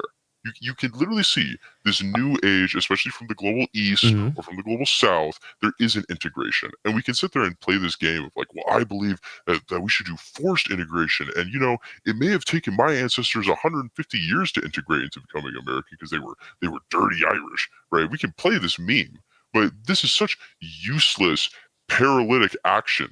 This is what I mean. This is inaction. This is role playing. This is doing nothing. And you sit there and present these ideas to people that sit there saying, this is actually making our lives worse. We don't like it. And and they're breaking the law. They are breaking the law. They are defrauding our immigration systems. They are defrauding us, and they are border hopping. They're committing crimes, and we just want them out. And you sit there and hand wring and say, well, the economic losses will be too big. They'll integrate eventually. No, they won't. And we know this. We know this. They're not. They're just balkanizing. Okay, so if we real quick, if we take a step back and if we look at, well, who are the influences or what are the influences of the second generation and third generation kids of the migrants that have already come into America, right? So they're getting TV, they're getting TikTok, they're getting internet, and they're also getting their teachers. I'm not ones that vote even more liberal. The ones that vote for the literal, identify. We have the Asian caucus and the Black caucus and the AAIP and the Hispanic. Wait. Caucus, Before we get to, I would again say leftist. Directly in contrast with any sort of integration. You like the kids are no. Fair enough. But if we're not talking about the kids right now, if we're talking about, let's say, the second and third generation kids going all the way back to, I guess, let's say the 90s, right? So the kids who emigrated from Mexico in the 90s, around the time that me and Connor were growing up, right? So the kind of environment that they got when it came to learning the language and, talking with everybody else and integrating into a kind of American culture, are we saying that the people who are in charge of the future of these kids, whether it's the students or whichever role models they happen to have in their neighborhood, is this enough of an influence in order to get them to the level that Bumbadum would prefer? If I may, I don't agree that we're doing nothing. I think the status quo actually takes an incredible amount of energy and effort in order to maintain. I think that immigration, as aggressive as it is today, I think ICE and DHS and all those people have been working their dicks off for as long as I've been alive. I think that law enforcement typically deals with the pretty bad characters who actually do all the fucked up shit that we're talking about. I think that public education teachers and private educators and tutors are working their dicks off in order to educate people, in order to get them to integrate. And then also, I see people in my chat kind of like freaking out and being like, Bumbadum doesn't go outside. I'm not going to be like a dick and say that Bumbadum doesn't have experiences, or his peers don't have negative experiences with demographic shifts within neighborhoods or non-integration. I've had bad experiences with non-integration. A Puerto Rican guy, and I knew he was Puerto Rican because he had a Puerto Rican flag in the back of his Honda Civic. I'm driving down a major thoroughfare in America, and I see this motherfucker just throw trash out into the middle of the goddamn road. And I wanted to fucking jump out of my car and strangle him and scream at him and say, hey, if you want to fucking throw trash onto the side of the road and live in a third world shithole, go do that somewhere else, dickhead. Like, obviously that's like, there's the same, the same impulse. Is like you came from a shithole and you came here and you're acting But like what you're saying, Connor, just to be clear, what you're saying is that there's enough teachers and there's enough influences in the positive direction. Enough, but I'm not, okay. No, but that's a very important point. There's enough to survive. I think the Republic's going to survive. I think we're going to survive whatever doomerism that Bumbadum is worried about. No, but this is the most important question. We're not. No, but this is. I'm not even talking about the ideal, but this is the most important question, right? Because if we're talking about the survival of the Republic, what exactly it takes, forget, you could speak English or you like the same football teams, like that these people, like, forget all that shit. If we're purely talking about having enough people who are educated in the right way from a young age in order to be a lot more low time preference, right? That would be a noble goal. I don't think either of us would disagree that we would prefer there to be more people who are in positions of responsibility, who are low time preference, who are not just thinking in the moment. If that is the goal, I don't know if we have enough evidence right now, one way or the other, to say, well, what's going on behind the scenes in the schools and the neighborhoods and the influences as far as taking the majority of second, third generation migrant kids into that proper level, right? Like, how can we know this? I mean, I would appeal to American history. We had waves of Italian immigration. We had waves of German immigration. We had waves of Vietnamese immigration. We had waves of Somali immigration. We had waves of every kind of person that's been on the fucking planet. We've had some kind of wave. And even the Chinese enclaves that Bumbadum is talking about. I've been there. I've been to Chinatown in New York. I've been to Chinatown in San Francisco. And I'll tell you, it's fucking weird walking into a store, having everybody speak fucking Chinese, and then you try to talk to them in English, and they're like, oh? Like, that's fucking weird. Okay. Also, what an incredible sell to the youth. You are selling. Well, hold on though. Commit crimes. De-radicalization so well. You are selling de-radicalization to young Republicans so well. You are so going to convince them to not believe what they want and to become a principled classical liberal conservative. What a good sell. That I mean, we dude, should just tolerate that our stores are weird, and we should tolerate all this. Wait, hold on though. With China, this is a very important point. I had a Chinese ex-girlfriend, and we were going to the store to buy scissors. She did not have to pay taxes on those scissors because the guy running the store was Chinese. So they have their own system going on there. But even more importantly, though, than the Chinese ex-girlfriend, is that in Chinatown, we've had busts of these so-called police officers who were working for the CCP, who were kidnapping Chinese dissidents back to the home country. We've had multiple instances of Chinese spies who have climbed the ladder, in the military, and they spoke English wonderfully, and they were highly respected and all of that. And this brings to mind this very important question of what is the teleology? What is the inner life of the person who is going to be here? Because it's not just about even high time preference or low time preference. That's a very important factor. The other factor is how much is there going to be this commitment to whatever we would consider to be the American ideal. And the Chinese spies, they don't have that commitment 100%. If they're willing to sell out their new host country, to the overlords back in the Lev, CCP. Hold on, Lev. So I agree with you that there are like hostile Chinese criminal and governmental elements embedded into the Chinese population. I profited from one of those criminal elements when I went and bought a fake handbag for the wife. Now, so it's just true. Like it's just true that triads operate in Chinatown. It's just true that the CCP has been caught spying in the U.S. multiple times. But you know what's fucking funny is there's this guy, and if you YouTube it, it's like the Chinese guy with a Texan accent, and it's this guy who fucking immigrated over from China. He came over. He fell in love with Western culture. He fell in love with Texas. He immigrated to Texas. He adopted the language. He started carrying guns on his hip. He owns a ranch. He's like he's trying to role play as a 19th century American cowboy, and he speaks English with a Texan accent. It's fucking hysterical. But anyways, so that's an anecdote. But I want to share another one. I had a Chinese student who started dating one of my roommates and hung out with me. And while his English sucked, and I think he did move to China eventually, he was so fucking blown away by like the nightlife, alcohol, girls, guns, just the amount of crazy shit that he could do as a college student in the United States.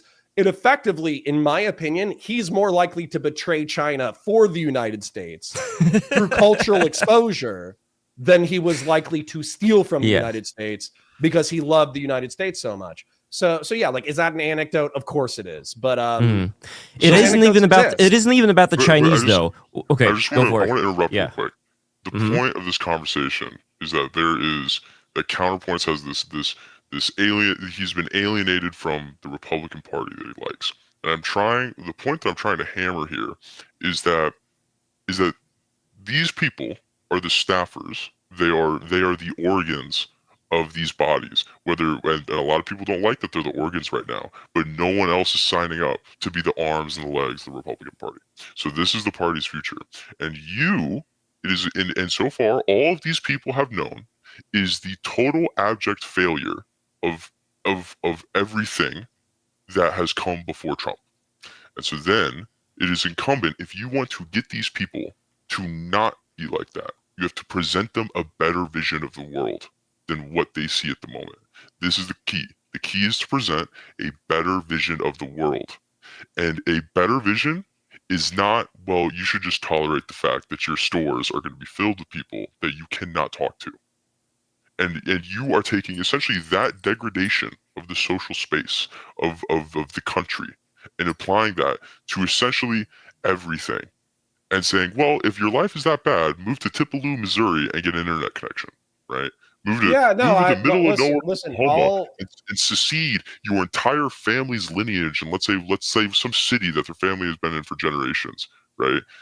This is such a terrible losing message, and you will convince nobody, and you will accomplish nothing. I'm rooting for you. I'm rooting for you to not be alienated anymore.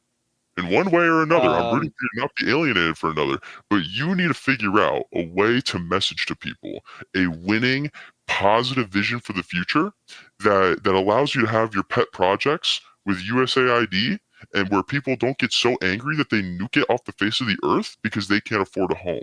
But you aren't presenting that image What you're saying is, well, you need to tolerate your coworkers harassing you in foreign languages while you have to pick up all their I don't think I slack said because that. they can't do this. Wait, You need to tolerate that. You need to be fair, tolerate your story being to be fair weird. to Connor, you need to tolerate weird signs. I You need said to call tolerate them But- racial slurs back. wait. To be fair to Connor, from what I understand, you were talking about the vision is that the people who are right now not speaking English, eventually their kids and their kids are going to be fully integrated and they are going to speak English. If that's Well, the I future would- that you're, but if it's Well, not that's the future that's the that future you're that I seeing, think is going to happen. But if you were going to ask me policy-wise, do I think that immigrants from the United States should not even borderline, should be forced to take like civics and language classes, like 100%? Yeah, but we're not talking and then- Azad. If we're talking actual predictions here, if you're saying that you are pretty sure that they're going to integrate, but see, this is the big difference between you and Babam. I can't say it properly. Sorry. This is the big difference. Yes, this is the big difference. Because you're saying, no, just to be clear, you're saying that we have these problems right now, this bottleneck of these new migrants coming in where, yeah, unfortunately, Bumbadum and his friends are going to have certain problems right now speaking with people, interacting with people who have a completely different worldview, let alone, speaking a different language. But you are pretty damn sure that this is going to change, that there is going to be integration. What I want is to understand why it is that you think that. What are the pieces of evidence you could present to change Bumbaram's mind about that specific thing? Because a lot of it comes down to that. I don't think that I'm gonna change his mind specifically. I would actually appeal.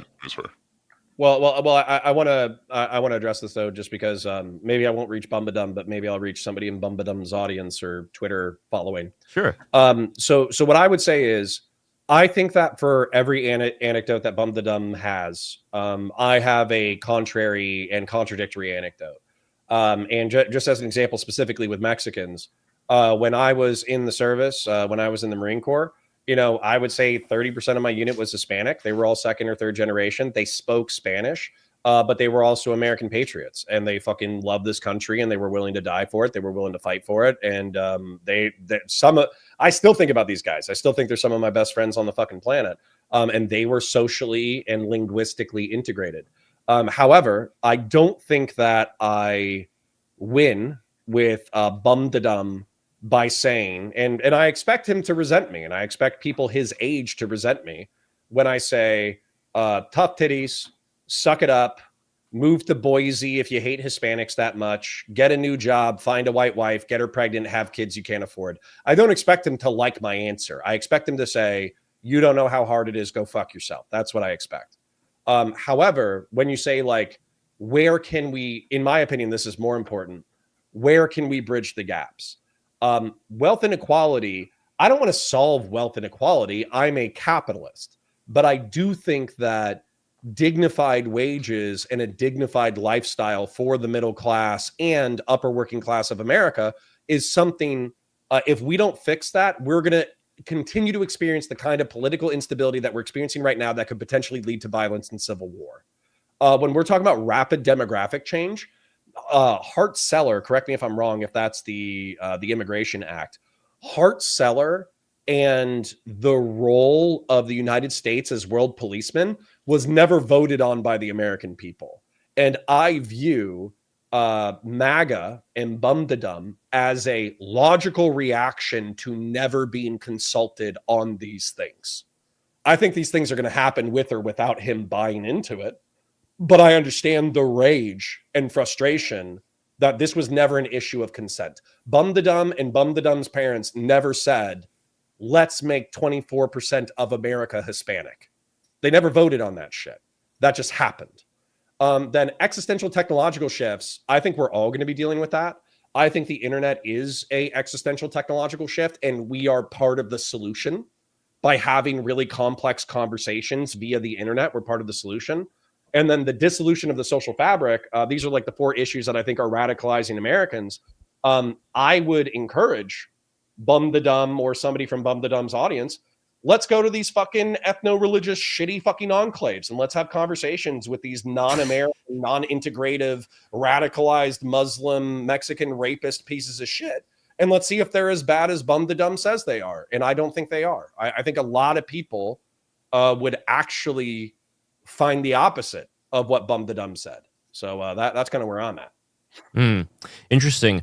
Before Bumbadum responds, I wouldn't really say that it's that convincing, not just for Bumbadum, but for people who are very curious about what exactly are the influences in a lot of these young people's lives who end up becoming the second, third generation. Because what you said about the military, that's a really great example. I know this guy. His dad was European. His mom was a Mexican prostitute. And he was in a really bad part of town, hanging out with, gang members and things like that. Going into the military completely changed him, you could say, like within, like how he approached life. It gave him like a reason to do the kind of things that he's doing today. It was a very powerful motivating force. But it almost seems like those success stories you're talking about, maybe if this country was run like a military, then people who are within these economic, social zones would have a better way out. What I want to know is whether... Yeah. Well, what I want to know is beyond that, if there are other things that could be introduced in this conversation as far as the second and third generation kids, what exactly do they have? Because if it's the people that are around them in their neighborhood, I don't know if that's enough, and I don't think that they're going to be doing that kind of job. If it's social media, I don't think that's enough by a mile. If it's the teachers, I don't have a lot of faith in them, at least from the things that I've seen so far and the anecdotal experiences that my friends have had with their kids in school. So I'm not seeing these particular factors that would lend themselves towards what we want to all see. No, Bum the Dumb has a valid criticism of my worldview that I think frustrates me. And the valid criticism is you talk about forced integration. Another idea that I would have is I think every single fucking American citizen, anybody who's capable of voting, should have to pass the citizenship test of the United States of America. Also, if I was dictator for a day, in order to vote, you would also have to complete 2 years of public service. So, but Bum the Dumb's criticism of that is, yeah, Connor, you and moderate and normie Democrats virtue signal, or not Democrats, but normie, I guess right-wing Democrats, but right-wing Democrats and moderate Republicans, never Trump Republicans, you virtue signal about this integrated process. You virtue signal about forcing immigrants to become a part of the American social fabric, but ultimately you don't do dick on policy. So why the fuck should we believe you about anything? And I think that's a perfectly valid question and criticism. Is everybody who's like me in representative politics, they just pass tax cuts. That's the only thing they do. Yeah, I'll have to leave it off with this because we're running into my bedtime now, and I have a big boy job that I have to get up at 6 in the morning for. So, but I want to leave it off with this. I am not I will admit, yeah, sure. Let's say I'm a radical, whatever. Maybe I would be counted more of a radical like 5 years ago, and maybe the Overton window has shifted in my favor. Whatever. I don't like radicalism.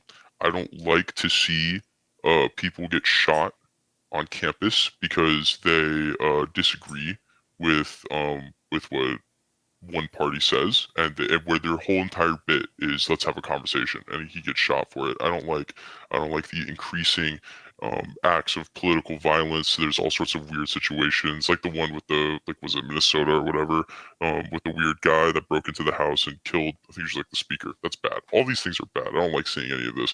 I don't think things get better. And the only way you kind of get better is either A, everyone just goes to one side, or B, you find a way to present people a winning vision that pulls them away from these policies that you may think are evil or destructive. You have to present a better vision. And what frustrates me so much about the classical Republican, classical liberal, James Lindsay types, these kind of people, is none of you guys present a good vision. You just present moaning about how edgy and evil they are in group chats, and it's always to one side. It's never proportionate to the substantiated and profound evil of the other party.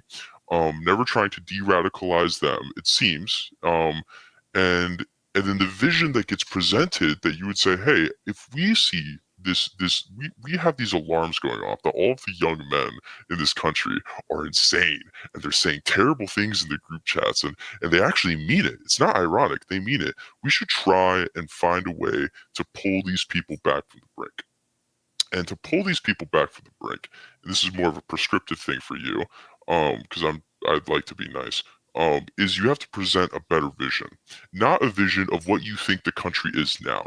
Because whenever someone tries to tell me that things are good, all it feels like is gaslighting. Because I can go to imright.com and figure out a million studies and a million anecdotes as to why I'm right.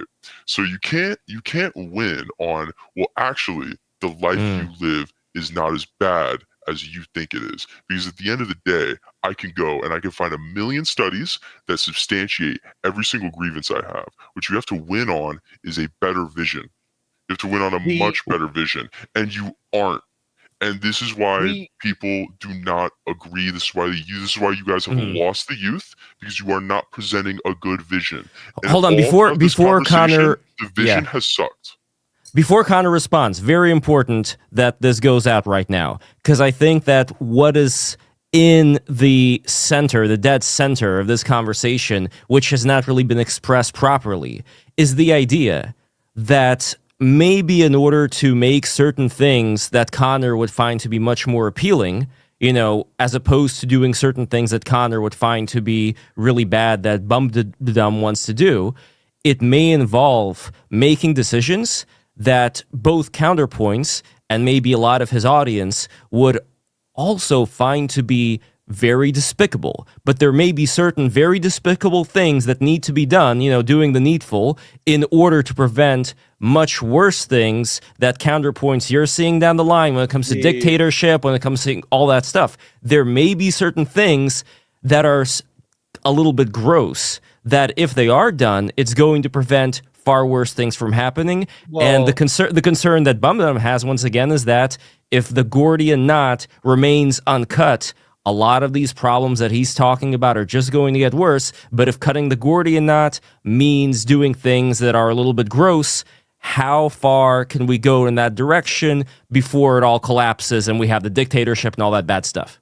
We didn't get to it tonight, and maybe we can get to it another night. But I am sleepy as well. I am with Bum-de-Dum, so I think we should probably be doing closings. But the what I would say is we didn't get into economics, and I think that economics is probably going to be one of the most uncomfortable topics. The reason why is because I think that it's actually a meme that I saw the other day. It's Anakin Skywalker. Padme Amidala walks up to Anakin Skywalker and Obi-Wan Kenobi, and he's like, there's 6 kids, but there's only 3 chairs. What do we do? And Obi-Wan Kenobi says, get 3 more chairs. And Anakin Skywalker says, kill 3 kids.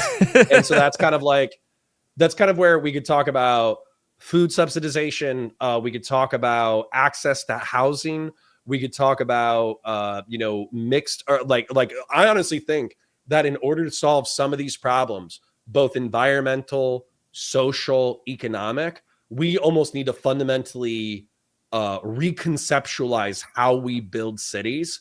And I almost hear nobody talking about it. And so as a result of hearing no one talk about it, it just feels like it's not going to happen. But I have like a billion ideas. They're just not very popular within the current zeitgeist.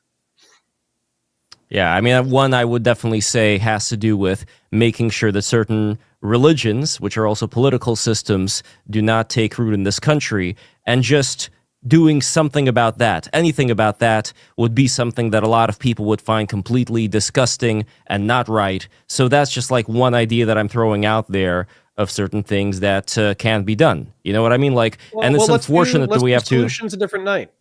Okay, let's do solutions. Let's do this again. Before we go, we got to go into the super chats over here for Mr. Counterpoints. Let's see what we got. We have a lot of stuff. I'm just trying to figure out. Here we go.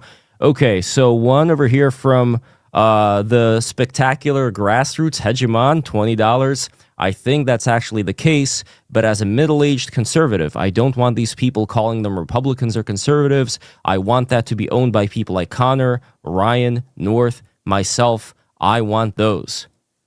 There we go. Now we have another one. Wow, this guy's loaded. $100. I told you he's a Nothing libertarian, about. man. There we go. Nothing about it almost makes the cockroach comments seem fine by the sheer amount of money that he's giving to Connor over here. So I appreciate that. That shows a good, loyal fan. That's very important. So he says, nothing about being angry makes you grassroots. These are not roots in the garden. They are locusts on the garden, built by people better than them. So we got some new members over here for you. I don't know how this works here. We got Beef Supreme. There we go. We got Kay with the red hair. We have Beef Supreme gifted 5 Counterpoints Politics memberships. There we go. Check that out. And then we have, once again, Grassroots Hegemon, $20. Probably because these mother effers aren't Republican, conservative, or anything else. They're just mad. That's not a core to any usable politics. Over here we got a Harmonic Fox, $2. This is all I can afford. We got over here Grassroots Hegemon once again. I speak Spanish. It doesn't hurt us in the way it does having 30% of your neighbors speak Zisa in 3 weeks. I don't know what Zisa is. This guy will do less for his country than I do. Oh, come on. Than I do in my sleep tonight. That's kind of mean. I don't know. I mean, it's not as mean as the cockroach thing. That's okay. Okay, this one I wanted to personally address. Does Lev live in the U.S.? I know he's Ukrainian. On my dad's side, I am. He seems to be a good dude, but he surrounds himself with right-wingers and incentivized propaganda that is destroying my country. First of all, have you been paying any attention to the streams that I do on this fucking show? The fact that I have right-wingers and MAGA people that I intentionally bring on with the most pro-Ukraine of pro-Ukraine people in order to try and reach out to them and convince them that it actually makes a lot of sense to support Ukraine, to stop Russia and China, Christian is American, so he's saying they're destroying America, not destroying Ukraine. Huh. Just to be clear. Okay. All right. That's fair enough. I was a little bit confused about that. But for all the people in the chat who do care about Ukraine, check out the streams that I have on Ukraine. I bring on people who don't really think that America should be doing anything, and we manage to find a lot of common ground when it comes to that. Here, some more grassroots. It's a moral imperative to call these people cockroaches, locusts, living off the gardens built by people above and beyond them. You could take that shit to the bank. Well, as far as the above and beyond thing, we all want people who are above and beyond whatever standard we consider to be the low standard, right? That's something we could all agree on. Over here, Grassroots Hegemon. You skin-suited my party and used it as a weapon to attack me. There is nothing conservative about this guy. They live on my money. They hide behind values I actually have. Over here we have from 1988 Cuba. Speaking of Cubans, remember Fidel Castro, a son of a Spaniard father from northern Spain and a Cuban mother of Canarian descent, overthrew a mixed-race person, Batista. Yeah, I mean, there we go. I'm not really a big expert on what exactly is going on with the racial categories of Cuban people. Hippo, okay. I don't know, and this is not a super chat, so why did I start this? I'm interested. I don't know that I would grant this person a political opponent, nothing political about this. It's too sociopathic for something like mature human conversation. Yeah, so this is going to be a big challenge going forward as far as whatever prescriptions happen to be, sounding very negative and very offensive. People on the other side, you could say like on the liberal side, I'm not going to use the word left, people on the liberal side would consider the things that Bumbadum is talking about to be an existential threat for their life. And again, the jury is still out. I want to know to the best of my abilities whether the road we're on right now is going to get us to where we need to go. But anyway, over here, this one also, fuck his middle-class Groyper coward, but fuck Lev for cry bullying about YouTube comments, comparing us to violent, cringe leftists like Hassan and company. Okay, you're a little bit, just to be fair, you're a little bit better than Hassan and company, 100%. There is no doubt about that. So, Connor, I congratulate you on having an audience. They are better, listen, but they're a little bit angry. They're a little bit angry. They're pissed off. Like seriously, how I would say 40% of my audience, yes, because I debated in the Twitch and YouTube political scene, are disaffected right-wingers, never Trump Republicans, libertarians, conservatarians, all that kind of stuff. 40% of them. 60% of them, because I debated in Twitch, which is like a super lefty space, they're mostly like pissed off liberals. Yes. That's 60% of my audience. But it's still, the weird thing for me is that I'm Jewish on my mom's side, and to a lot of the right-wingers, that makes me fully Jewish. But I've noticed that the comments that I end up getting in the chat, a lot of the times, like, a lot of the Jewish stuff, it hardly ever comes up, and they don't seem to be as pissed off. And I don't know what's going on there, you know what I mean? Like, I would expect the right-wingers to be equally pissed off against the Jewish guy, but a lot of it... one of the good ones. Well, see, not really, though, because I don't want there to be a dictatorship.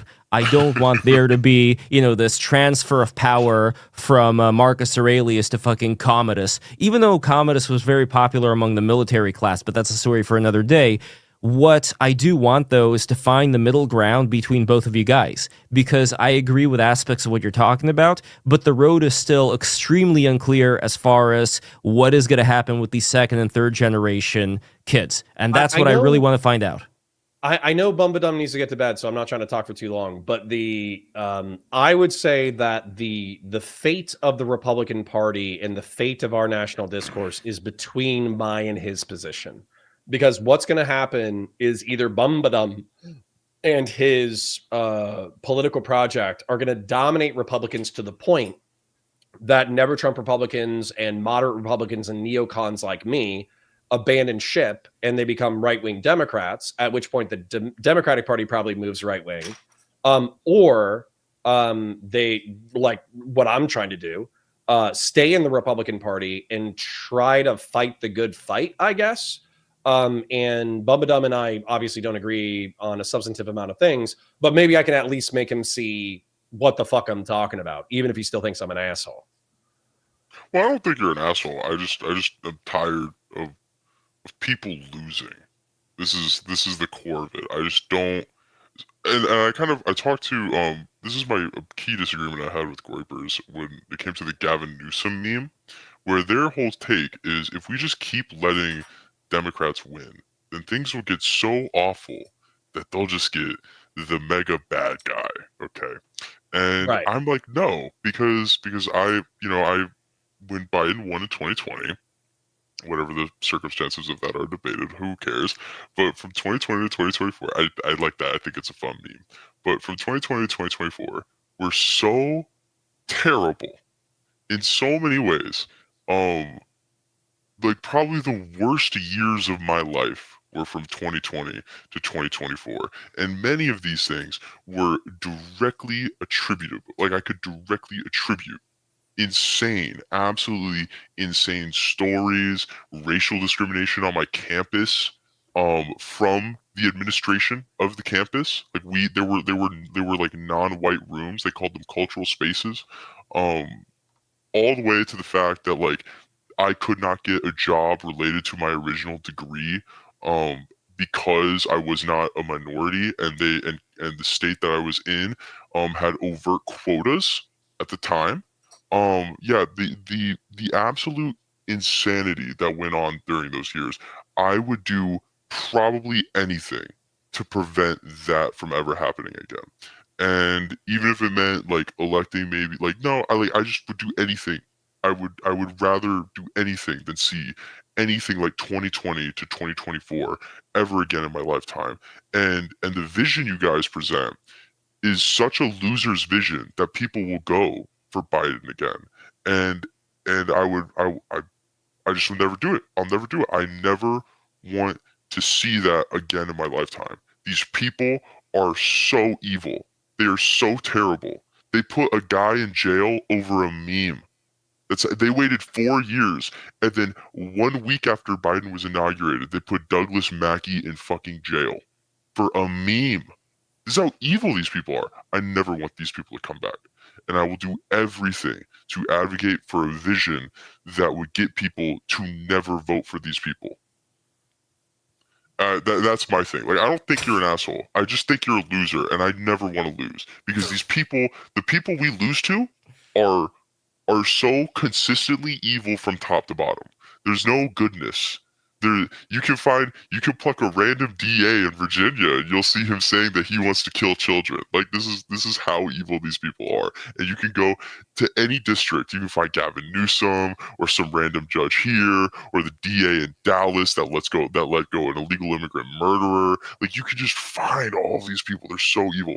I never want to give these people an opportunity ever again.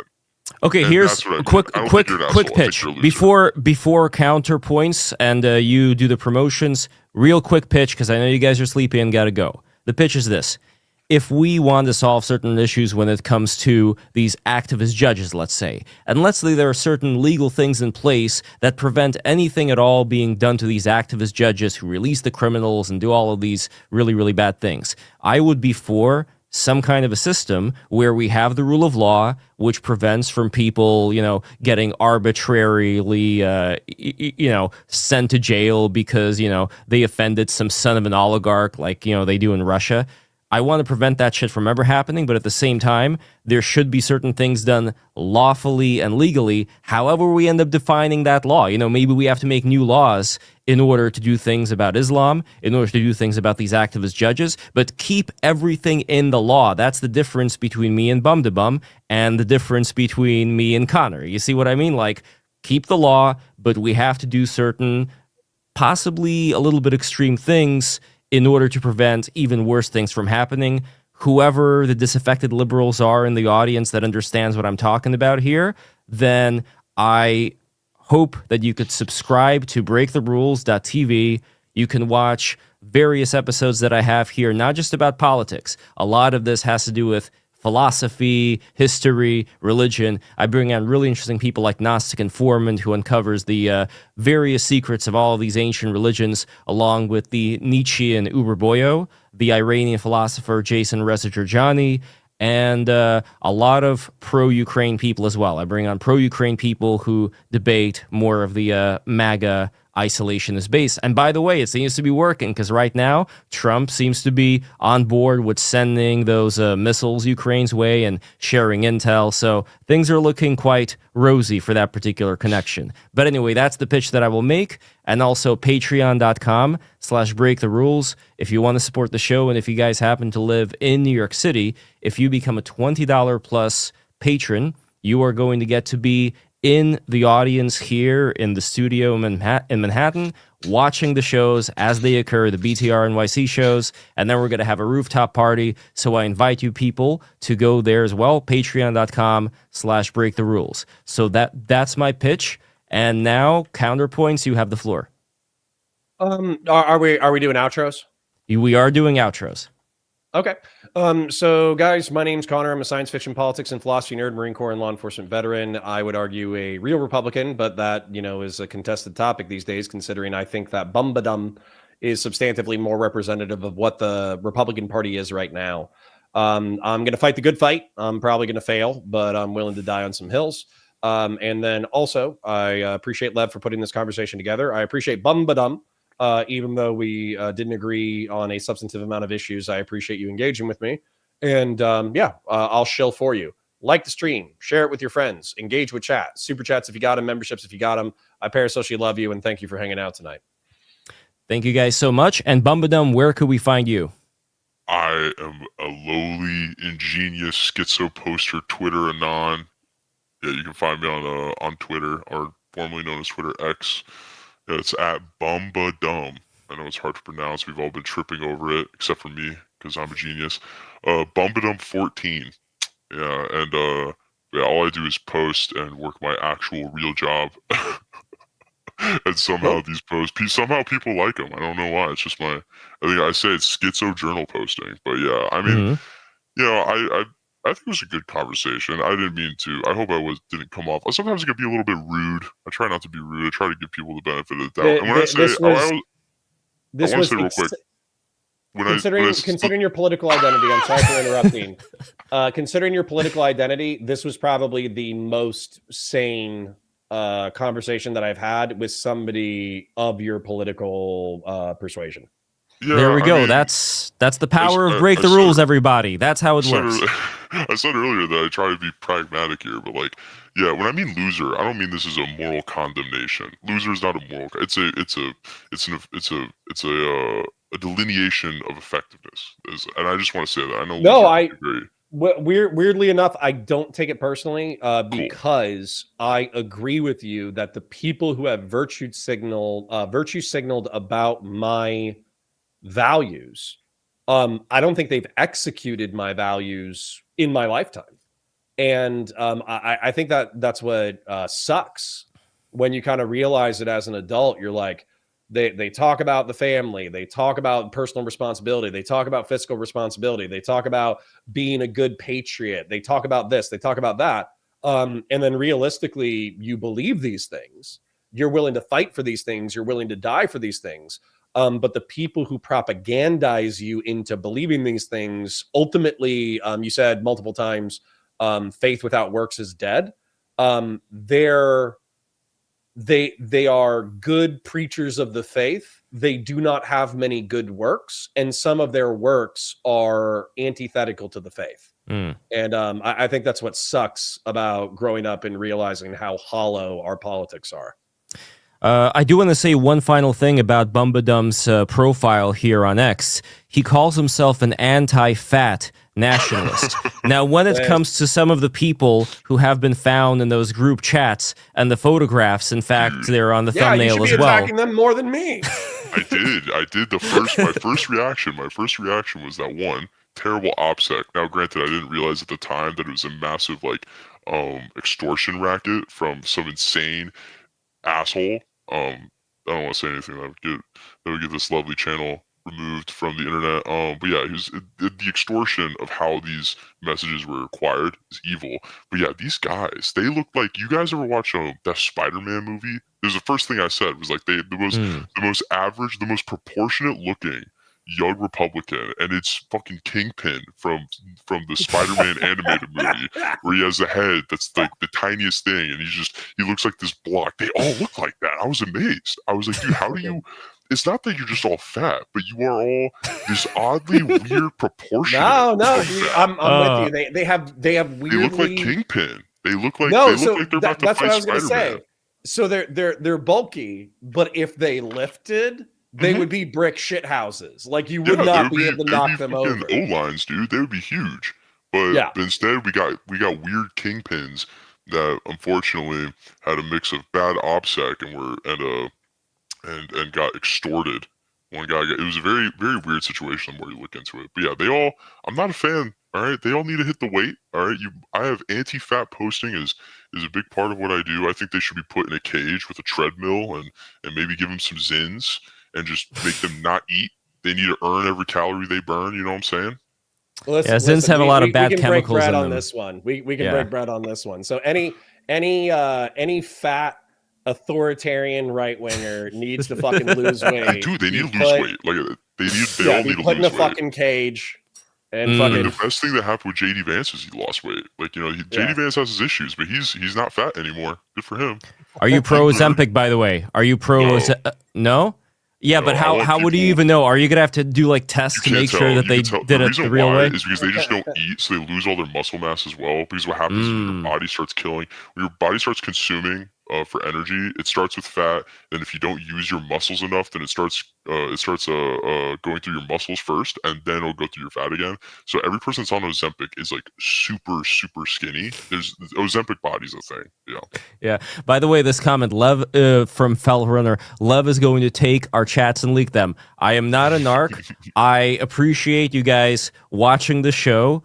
And even though some may be a little bit feistier than I'm used to, it's all right. I know you guys are coming from a good place. All I could say is that I want everything to be lawful and legal, but maybe a little bit more than has been done right now. Let's try to use the things in our toolkit in order to solve these problems in such a way that maybe certain people who aren't used to it will find it to be a little bit shocking, but it'll be worth it in the long run to prevent the kind of dictatorship that a lot of people on the right may be leaning themselves forward. Okay? Is that not a centrist enough position for you people? Then I don't know what to do. I don't know what to do anymore. It's for me. It's good enough for me. There we go. Thank you so much, Connor. I appreciate it. I don't know, Bumbadum, if that's good enough for you, but this is where I stand right now. And we're finishing off the show.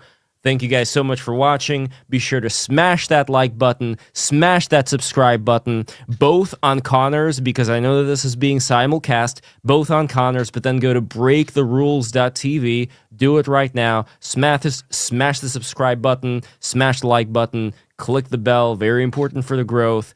And I will see you guys later. Take care, everybody. Bye-bye. Parasocial love, guys. See ya. See ya. Bye-bye.